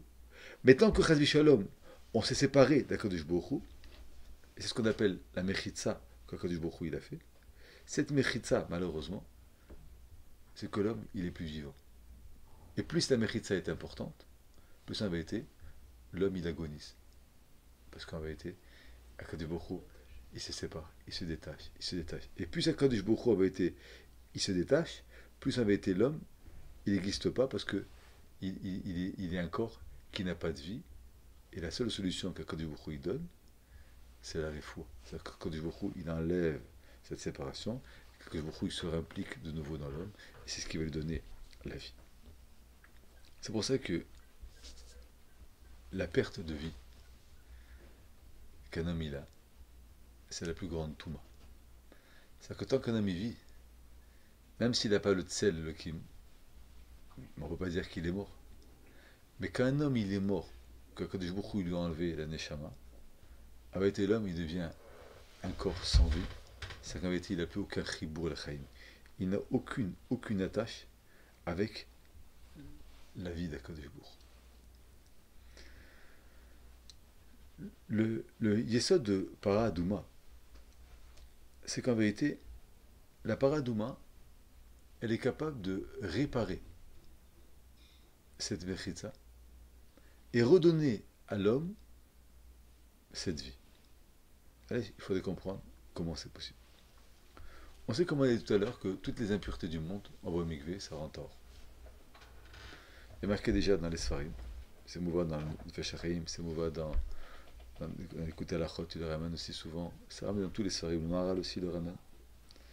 C'est qu'en vérité, un homme qui est impur, c'est que quelque part il s'est séparé un peu d'Akadosh Baruch Hu. Quand il voit mikvé, qui est l'eau qui est par terre, c'est-à-dire qu'en vérité il n'y a pas d'eau séparée, qui n'a jamais été puisée, mais c'est une eau qui est toujours accrochée, qui est toujours enracinée dans la terre, c'est qu'en vérité, on va remonter la montre du temps, de la création. L'homme, il faut parce que c'est le 6e jour. On va le faire revenir au 2e jour, Ikavu Amayim, comme je vous l'ai dit, avant de dire que les eaux ils vont se séparer. Migvé, c'est du mot Ikavu Amayim. C'est-à-dire que on a centralisé de l'eau, mais on n'a jamais utilisé, on n'a jamais séparé l'eau. L'eau, elle a toujours été accrochée à la terre. Si on a puisé, c'est fini. C'est quelque part, on va remonter l'homme avant la création de l'homme et on va le reformater. On va lui redonner un nouveau sens et on va lui donner une pureté, une tara. Quand l'homme il a touché un mort, ça suffit pas ça. Pourquoi ça suffit pas? Parce qu'on va lui redonner une nouvelle formatation, on va lui recréer un nouvel homme. Alors pourquoi on ne peut pas lui enlever cet homme? Il faudrait poser une autre question. On sait que Kadosh Baruch Hu, il a créé le Malach HaMavet, l'ange de la mort. L'ange de la mort, il a une fonction de enlever la vie à chaque créature de Kadosh Baruch Hu. L'homme, même les animaux. La Gemara a dit, si je vous prête ma vache pour travailler dans un champ, vous l'avez amenée dans un autre champ, je ne suis pas tour de vous payer. La Gemara a dit, pourquoi je te dis ce champ-là? Parce que la Gemara a dit, Malach HaMavet, Maliacha, Maliatam. L'ange de la mort qui est venu tuer la vache, il peut très bien la tuer dans ce champ-là que dans l'autre champ. De toute façon, si elle devait mourir, elle doit mourir. Ça veut dire que Akadosh Baruch Hu, il a créé un malach qui est là pour enlever la vie. Il y a une question dans la marche qui est très simple. Pourquoi Akadosh Baruch Hu, il a besoin de créer un malach pour enlever la vie? Akadosh Baruch Hu, il donne la vie. Il nous donne la vie. Akadosh Baruch Hu, il supprime la vie. L'homme meurt. Pourquoi donner à un malach la force de venir nous donner la mort? Akadosh Baruch Hu, il arrête de nous donner la vie. Un ami meurt. Pourquoi on doit passer par le Malach HaMavet que lui il va venir nous tuer pour nous enlever la vie? Il n'y a pas le contraire. C'est-à-dire? Non, ça c'est quoi Kadosh Baruch Hu? Il marque qu'il y a 3 choses que Baruch Hu il délègue jamais. C'est la vie, c'est la pluie et la parnassa. C'est 3 choses que Baruch Hu il délègue jamais, c'est lui qui donne. Mais Malach HaMavet, ça existe. Il fallait comprendre comment c'est possible que... Pourquoi? C'est-à-dire qu'en vérité, la mort, c'est pas que la vie elle s'arrête. C'est pas ça le pshat. Nous on croit que Triat HaMetim, on a parlé de ça une fois très rapidement, c'est qu'en vérité, Akadosh Baruch Hu, il a amené la mort. Et un beau jour, Baruch Hu, il décide que le corps qui était fini, qui avait plus rien, on va redonner la vie à ce corps-là, et automatiquement on va le refaire repartir. En vérité, c'est pas ça. Il n'y a jamais de mort totale devant Akadosh Baruch Hu. Je voudrais expliquer. Si on dit que il n'y a rien, en od, comme on a dit, pas comme elle a dit Rachav, en od, il n'y a rien d'autre à part Akadosh Baruch Hu. C'est inconcevable de croire qu'Akadosh Baruch Hu, il va créer un corps. Il va mettre une neshama. Il va donner une vie. Et Akadosh Baruch Hu, il décide que ce corps-là n'existe plus. Il arrive un moment que Baruch Hu, il va dire non, je vais le refaire revivre, on va le faire créer. C'est pas ça le pshat. Triat HaMetim, la vraie définition de Triat HaMetim, c'est que Akadosh Baruch Hu, il va continuer le projet de vie qu'Akadosh Baruch Hu, il a donné initialement. Ça veut dire que même la mort, en vérité, c'est pas Chazak. C'est pas que Baruch Hu, il enlève la neshama. C'est pas que Baruch Hu, il arrête. La mort, c'est une mechitza. C'est un mur. C'est un leurre. Quand Akadosh Baruch Hu, il nous donne, et ça c'est le plus grand nisayon de l'homme, parce qu'il croit qu'en vérité, quelque part, la mort, c'est qu'Akadosh Baruch Hu, il s'enlève, il laisse un corps sans présence d'Akadosh Baruch Hu. Mais la mort, c'est pas sans présence à Kadosh Baruch Hu. La mort, c'est une maladie. C'est quoi la maladie? C'est une mechitza. C'est une barrière. C'est un timtum. C'est une touma. C'est quoi la touma? Que Kadosh Baruch Hu, il va te mettre dans une situation où tu vas croire que tu as vu un mort, que tu as touché un mort, que tu as été en contact de quelque chose qui n'avait plus la présence d'Akadosh Baruch Hu. Cette mort-là, elle nous rend tamés dans le plus grand des cas. Parce qu'en vérité, on a été confronté avec quelque chose où j'ai imaginé, où j'ai conçu qu'en vérité, Akadosh Baruch Hu, il n'existe plus.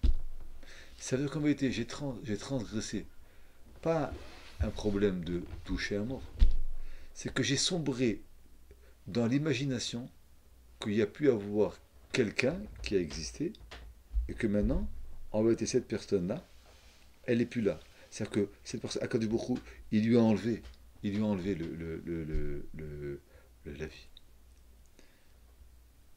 Le lien de Akadosh Baruch Hu, il est fait Efes Biltecha. Il n'y a rien sans toi. Ça veut dire que, c'est pas le pshat. On a dit Efes Biltecha, c'est parachat para. C'est à quoi Efes Biltecha? Qu'il ne peut rien exister sans ton Ratson Akadosh Baruch Hu. C'est-à-dire que nous, on croit qu'on fait un carton, on a fini de manger la pizza, le carton, on va le jeter. Ça, c'est nous. Mais Akadosh Baruch Hu, il ne peut rien créer dans ce monde-là où il y aura toujours une présence d'Akadosh Baruch Hu qui va être Aden Sof. C'est-à-dire que la création du monde, de toute chose qu'Akadosh Baruch Hu il a créée, ça avait été l'exploitation du Ratson par Akadosh Baruch Hu à l'infini. Baruch Hu, il a voulu qu'il y ait une herbe, cette herbe-là, il l'a créée. Il va suivre sa dégradation. Cette herbe-là, elle va arriver dans une vache. Cette vache-là, elle va être mangée par un juif qui va avoir une bracha. Cette bracha, elle va monter. C'est-à-dire que Akadosh Baruch Hu, il n'est pas un consommateur. Akadosh Baruch Hu, c'est un créateur. Et un créateur qui est par excellence, quand en vérité Akadosh Baruch Hu, il est capable de créer quelque chose. Et toute création qui vient d'Akadosh Baruch Hu, qui est Elohim Chaim, elle ne peut jamais mourir. Parce que quand un Elohim Chaim, il crée quelque chose, elle peut aller que dans la vie, mais elle ne peut jamais retourner dans la mort. Ça veut dire que on a l'impression que Akadosh Baruch Hu, il donne le Chaim ou il donne le Mita. Akadosh Baruch Hu, il crée, Akadosh Baruch Hu, il détruit. Ani Amit Vechie, j'ai tué, je vais faire revivre. Aval Machatzti, il va nier pas. Tu dois comprendre que la mort, c'est pas que j'ai changé ma décision. La mort, c'est que j'ai mis une barrière, et cette barrière, je vais l'enlever pour te faire revivre. Mais c'est pas que je t'enlève la vie. C'est-à-dire que quand on parle de nous, alors nous, on peut faire des choses qui sont limitées. Mais quand on parle d'Akadosh Baruch Hu, que En Od, qui a rien d'autre à part Akadosh Baruch Hu, c'est un moussak de Marshava qui est très très très profond, mais qu'il faut comprendre. Il ne peut pas y avoir de créature d'Akadosh Baruch Hu qui est limitée dans le temps, où à un moment Akadosh Baruch Hu, il enlève la vie. C'est enlever la vie, c'est Akadosh Baruch Hu, il dit, je peux créer. Et c'est ce qu'ils ont dit, ce qu'a dit Moshe Rabbeinu à Akadosh Baruch Hu. Et tu veux tuer le peuple d'Israël? Qu'est-ce qu'ils vont dire, les gens? Ben, tu n'as pas la force d'arriver à la fin. On va arriver. L'ange de la mort, seulement un chaliard d'Akadosh Baruch Hu pour donner une illusion à l'heure. Qu'Akadosh Baruch Hu, quelque part, il se retire. Donc cet ange de la mort, il est là pour donner cette mechitza, pour faire ce mur, pour faire cette séparation. Mais il n'y a pas de mort. Il n'y a pas de suspension. Quelqu'un il va venir, il va vous enlever la vie. Non, il va vous enlever la vie dans ce corps. Mais en vérité, la créature qui a été créée, Reuven, il va rester jusqu'à jamais. Seulement, comme on a dit nous, peut-être que ce monde c'est une procréation pour le monde futur. Peut-être que la vraie vie c'est dans le monde futur. Peut-être qu'en vérité, Akadosh Baruch Hu, il nous fait vivre ici, et Vada, il nous fait vivre aussi ailleurs. Mais ça ne veut rien dire que Reuven, il va disparaître. Reuven, il ne disparaît jamais. Akadosh Baruch Hu, il ne va jamais finir le projet Reuven. Akadosh Baruch Hu, il va seulement le faire grandir. Mais il ne peut pas y avoir quelque chose qui sort d'Akadosh Baruch Hu, qui se transforme en quelque chose qui n'est plus d'Akadosh Baruch Hu. Parce qu'Akadosh Baruch Hu, il est En Od. Il n'y a rien dans le monde qui peut échapper au Ratson et à la volonté et à l'expression d'Akadosh Baruch Hu. Ça veut dire que si on dit qu'Akadosh Baruch Hu, il est le Kim Chaim, toute chose qu'Akadosh Baruch Hu, il touche, il est Begeder et le Kim Chaim. Moi, je suis Neshama. C'est-à-dire que j'ai Chelak Yumal, je suis une partie intégrale d'Akadosh Baruch Hu. Alors comment vous voulez qu'une partie intégrale, une part partielle et intégrale d'Akadosh Baruch Hu, elle va à la mort, alors que Baruch Hu, il est le Kim Chaim? Tu as un vrai problème. Ça veut dire que il ne peut pas y avoir, il ne peut pas y avoir de créature, Ben Israël du moins, et on va voir après peut-être même les autres, qui a la mort qui va nous toucher, parce que ça veut dire que si je dis que l'homme il est mort, c'est-à-dire qu'il y a une partie d'Akadosh Baruch Hu qui peut mourir. Une partie d'Akadosh Baruch Hu va mourir. Le Pshat Ensof. Et Chazak Baruch. C'est ça le Pshat qu'Akadosh Baruch Hu, il est Ensof. Ensof, ça veut dire que la limitation dans le temps, elle n'est pas quelque chose qui périme, qui pourrit. Mais comme Akadosh Baruch Hu, il est le Mekor Chaim, Akadosh Baruch Hu, c'est la vie. Il s'appelle Elokim Chaim. Et comme on dit tout à l'heure, il a dit 32 fois, c'est-à-dire qu'il a créé un monde où il a donné une expression de l'Ève, c'est-à-dire qu'il est le cœur de la création. Il n'y a rien qui est créé par Akadosh Baruch Hu qui peut avoir le titre de mort. La seule chose qu'il peut y avoir, c'est qu'il a plus d'expression ou moins d'expression. Est-ce qu'il est plus physique ou il est moins physique? Je suis physique, c'est-à-dire que Baruch Hu, il a décidé que dans ce monde, il va me donner une vie, il va me donner aussi un corps, il va me donner aussi une parole. Il vient un moment que Baruch Hu dit non, on va enlever le corps. Mais la Neshama de Rouven, la personne de Rouven, elle existe, elle va monter dans le ciel, c'est Rouven. Mieux que ça. Baruch Hu, il va faire Azman Mashiach, il va reprendre Rouven, il va lui dire, je te demande maintenant de prendre, jusqu'à maintenant tu as vécu avec un corps Boel Amazé et avec une Neshama de Lamaba, je t'ai mis maintenant ta Neshama au Lamaba, maintenant je te demande de prendre ton bagage du Olamaba avec ton nom que tu as de Rouven, de redescendre dans le Olamazé et de faire ce moussak de Enzulatra. C'est-à-dire que le Enzulatra chez nous, Enkerkecha Enzulatra, on le commence de la vie. On a les valeurs, après on a l'obligation d'être exclusif, c'est un travail qui vient du bas vers le haut. Un homme il arrive, il se bat, après on arrive Efes Biltecha. Ça veut dire qu'on doit arriver à un moment de comprendre que même la mort, c'est en vérité, comme on a dit, à Kadosh Baruch Hu, il n'y a rien qui existe sans Kadosh Baruch Hu. Donc même la mort, qui est le Nessayon suprême, il y a Kadosh Baruch Hu. La traite à Métim, c'est quoi? C'est exactement le contraire. C'est-à-dire qu'un homme, il va reprendre le moussak d'Akadosh Baruch Hu, que En Kerkra, parce que, comme on est dans le ciel, il n'y a pas d'erreur dans le ciel, parce que les malachim n'ont pas de libre arbitre. Il va redescendre Enzulatra, automatiquement, bien sûr qu'on va être métaken, le Enzulatra de façon parfaite, parce qu'on n'aura même plus le rouar. Et qu'est-ce qu'on va arriver? À Efes Biltecha. Goalenu, Limot Amashiach. Et là, on va arriver à la délivrance qu'on appelle Limot Amashiach. C'est pour ça que c'est marqué dans les Sfarim. Regardez dans la parachate, encore 10 minutes, un quart d'heure après je vous libère. C'est marqué dans la parachate, Paradouma. Quelque chose d'incroyable. Avec on doit prendre la cendre de la Paradouma. La cendre, toujours on l'appelle Efer. Ephraim, on sait c'est quoi Ephraim?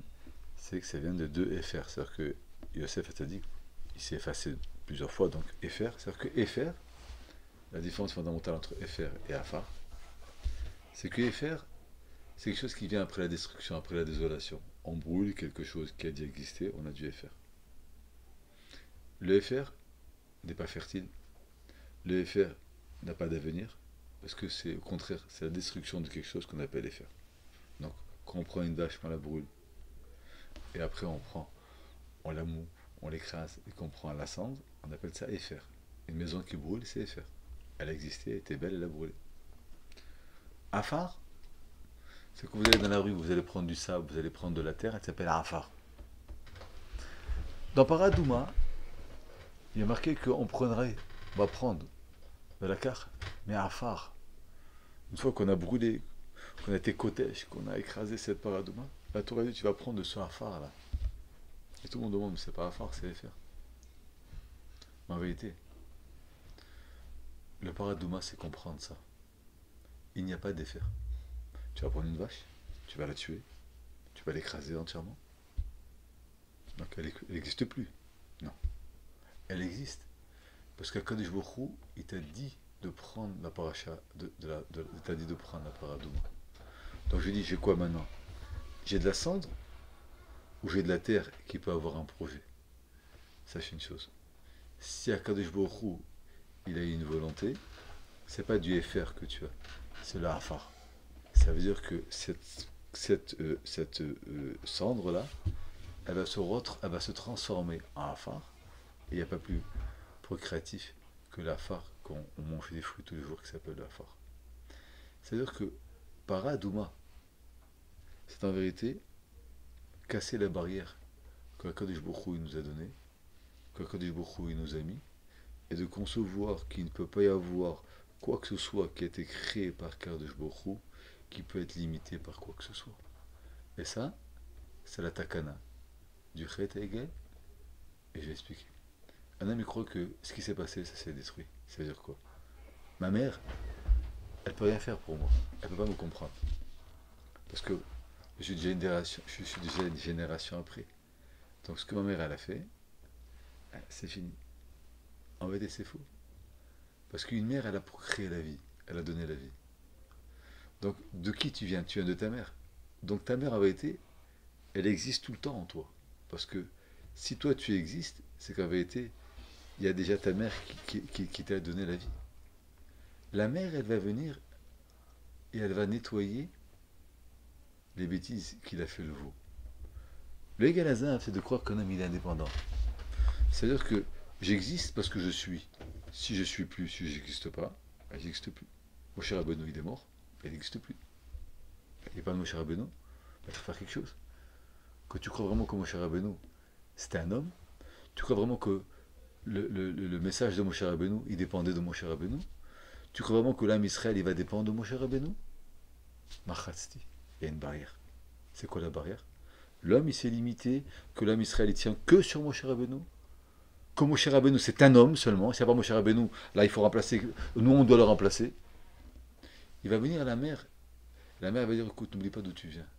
C'est moi qui t'ai donné la vie. Si tu existes, c'est que parce qu'en réalité, je suis là. La rachamim d'une mère. Une mère, elle peut toujours... Pourquoi? Parce que la mère, en vérité, elle va regarder la raison qu'on a créé quelqu'un. Elle va regarder, elle va remonter en vérité la procréation d'où elle est venue. On dit dans la Torah, Shavidi Moussa Ravicha, mais Torah Timecha. Pourquoi? Parce que la mère, c'est ce qui a porté l'enfant, c'est ce qui a donné la forme à la chose. C'est elle qui a donné en vérité l'existence de la chose. Donc en vérité, la capara du Chet Hegel, c'est de croire et d'accepter que c'est pas qu'on a un moment qui est maintenant et qu'après il va passer. Mais non, c'est qu'en vérité, il y a une génétique. La génétique, c'est qu'on a hérité d'énormément de choses. On a hérité de Torah Timecha, on a hérité de la Torah de sa mère. Donc la mère, elle va venir, elle va nettoyer les fautes de son enfant. L'enfant, on a dit plusieurs fois, il va être indépendant. Mais le problème de l'enfant, c'est quand il grandit, il se rend compte qu'il est tout seul, il n'a pas d'avenir. Le FS Biltecha, comprendre qu'il n'y a pas d'autre existence à part Kodesh Baruch Hu, ça fait qu'en vérité on bascule dans l'infini. Un Ben Israël, ou toute créature qui a été créée par Kodesh Baruch Hu, si on croit à Triat Hametim, c'est-à-dire que pourquoi c'est tellement grave de ne pas croire à Triat Hametim, c'est qu'on va croire que Kodesh Baruch Hu, il gonfle un ballon. Le jour où le ballon il se crève, il n'y a plus de ballon. Ça c'est limité à Kodesh Baruch Hu, un jeu de marionnettes, un jeu de poupée. C'est-à-dire que Baruch Hu il nous fait marcher, le jour que Baruch Hu il nous pose, la marionnette elle ne marche pas. Le Chelek Mima'al, la partie de Kodesh Baruch Hu que nous sommes, on n'est pas des marionnettes. On est le tsel d'Akadosh Baruch Hu, on est l'ombre d'Akadosh Baruch Hu, c'est-à-dire qu'on est une partie intégrale d'Akadosh Baruch Hu. La confrontation avec la mort, elle fait que l'homme a été y croit, que Akadosh Baruch Hu il fait et que Baruch Hu il arrête. Ça donne des séquelles à un homme, ça le détruit. Parce qu'en vérité, il croit vraiment, il est sûr que Akadosh Baruch Hu, il est limité ou Akadosh Baruch Hu, il n'a plus d'avenir. La kapara de Toumat Met, c'est pas un problème de Touma Vetahara, seulement de se tremper dans un mikvé. C'est pas ça. C'est une conception que l'homme doit comprendre qu'en vérité, Akadosh Baruch Hu, il est à l'infini. Et qu'il n'y a pas de chez Elohim Chaim, de Moussag, de Mita. Il y a juste un problème de mur, il y a un problème de Nisayon, il n'y a pas de problème de Mita. Il y a un problème de Nisayon. Et pour finir, c'est que Le quatrième Shabbat, c'est le Shabbat à Chodesh. On comprend maintenant que si on a les outils pour comprendre que En Kerkecha, Ben Zulatra, et Efes Biltecha, donc on a aussi à Chodesh. C'est-à-dire qu'en vérité que n'importe quelle situation, elle n'est jamais terrible, elle n'est jamais fatidique, parce qu'en vérité on a le Chodesh. On peut toujours se renouveler. Et ça c'est la réponse. Pourquoi en vérité la paracha de para, elle peut être de Horaïta. Pas la paracha en tant qu'elle-même, mais le message de la Emouna, d'Akadosh Baruch Hu, de Elohim Chaim, c'est le plus grand message de comprendre qui on est, d'où on vient et qu'est-ce que Kadosh Baruch Hu veut de nous. Un ami, il est d'être Mamin. Tu es Mamin de quoi? Vous voyez qu'il existe un Kadosh Baruch Hu, ok. Et après, Baruch Hu, il est grand, ok. Est-ce que tu peux imaginer que tout ce que Kadosh Baruch Hu touche, il n'y a jamais de fin? Si un ami ne comprend pas ça, c'est qu'il n'a pas compris qui il est, il n'a pas compris Triatametim, il n'a rien compris. Donc le base de la Emouna, c'est pas de croire seulement à Kadosh Baruch Hu. Si tu crois à Kadosh Baruch Hu, mais tu crois qu'à Kadosh Baruch Hu, il gonfle un ballon et il le crève quand il veut l'arrêter, ça c'est une kshira d'un Kadosh Baruch Hu. La vraie Emouna, c'est qu'on apprend de la paracha de para. Et ça, Bémet, c'est le principe du chok. Vous savez que c'est quoi le chok? Il disait Rav Shapira qu'il y a plusieurs façons comment faire cohabiter plusieurs choses ensemble. On peut écrire sur un papier, on écrit. On peut coller. L'eau, plusieurs fois on a dit qu'elle lit. L'eau et la cendre, ça lit. Il disait Rav Shapira, la meilleure façon comment graver une idée sur une matière, c'est de choquer, de prendre quelque chose, on taille sur la matière. Ça fait que l'idée, elle n'est pas inscrite, elle n'est pas effaçable. La matière, elle contient l'idée. Et ça, Bémet, c'est le principe du Chai. Savoir que la vie, ça va être un ensemble de choses. La vie, c'est quand même, c'est un neshama. On comprend que la paradouma, c'est la neshama.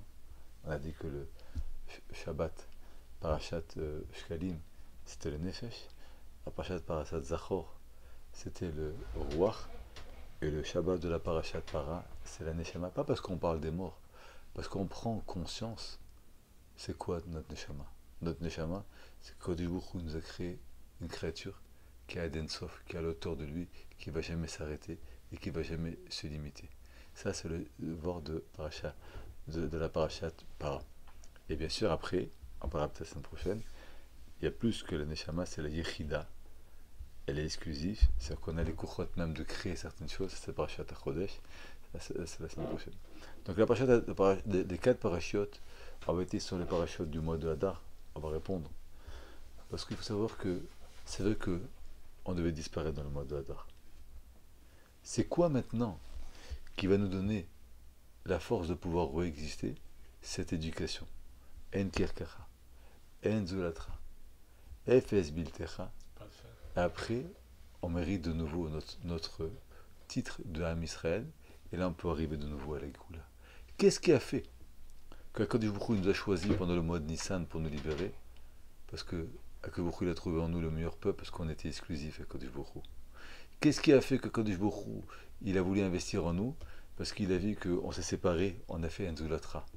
Qu'est-ce qui a vu que Akadosh Baruch Hu, Alou Avodazara, Velo Avodazara, Efes Biltecha. On a pris l'agneau pascal, on a dit ça c'est nous on va le manger avec des côtelettes, alors que chez les Goïms c'était le dieu des Égyptiens.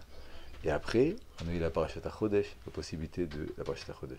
Donc les Arba parachiotes du mois de Hadar, c'est pas des parachiotes qui sont stam, c'est en fait les 4 principes de Emouna qui nous donnent la force et le droit et la possibilité de repouvoir gagner la confiance d'Akadosh Baruch Hu parce qu'on se remet à la hauteur. Mais la plus importante, c'est Efes Biltecha, c'est la Parashat Para. Comprendre qu'une créature, je finirai avec ça, cette définition, que ce qu'Akadosh Baruch Hu il crée, c'est qu'Akadosh Baruch Hu il est mitraber avec nous. Il n'y a pas de créature, c'est qu'Akadosh Baruch Hu il ne s'attache pas à la chose. C'est pas Baruch Hu il crée. Il crée, il met une partie de lui. Il met une partie de lui, tu bascules dans l'infini. Si Akadosh Baruch Hu il ne met pas, c'est qu'il n'y a pas de créature. La création, ça avait été des particules d'Akadosh Baruch Hu que Baruch Hu il sème dans le monde, et toutes ces particules, c'est le ratson d'Akadosh Baruch Hu. Ça va à l'infini. Croire qu'il peut y avoir quelque chose qui se sépare à un moment d'Akadosh Baruch Hu, qui n'existe plus pour Akadosh Baruch Hu, c'est un leurre.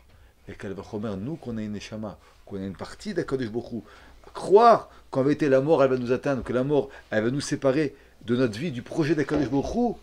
C'est pour ça que celui qui ne croit pas à Tret Hametim ne peut pas se lever à Tret Hametim. Parce que croire à Tret Hametim, c'est que comprendre que Akadosh Baruch Hu il a un projet et que Baruch Hu, il va. Donc en faisant faire Tret Hametim, c'est pas que Baruch Hu nous fait revivre, c'est que Baruch Hu en vérité il donne une raison et il donne en vérité une force à sa force et à son projet à travers le peuple d'Israël. Mais si Chaz Misholam, on ne croit pas à Tret Hametim, c'est que beaucoup, comme il dit Moshe Rabbeinu, tu as mis le peuple d'Israël dans le désert pour les tuer, c'est que tu es limité. Mais Akadosh Baruch Hu, qui est le Kim, Chaim, qui est capable de donner la vie à tout, il n'y a aucune limitation à Akadosh Baruch Hu. C'est pour ça qu'il y a des tzadikim comme Moshe Rabbeinu, ou comme il y en a vu, sont montés même avec le corps dans l'Olam Haba. Et ça, c'est le message, un des messages, je pense, qu'on peut donner sur la paradoxe.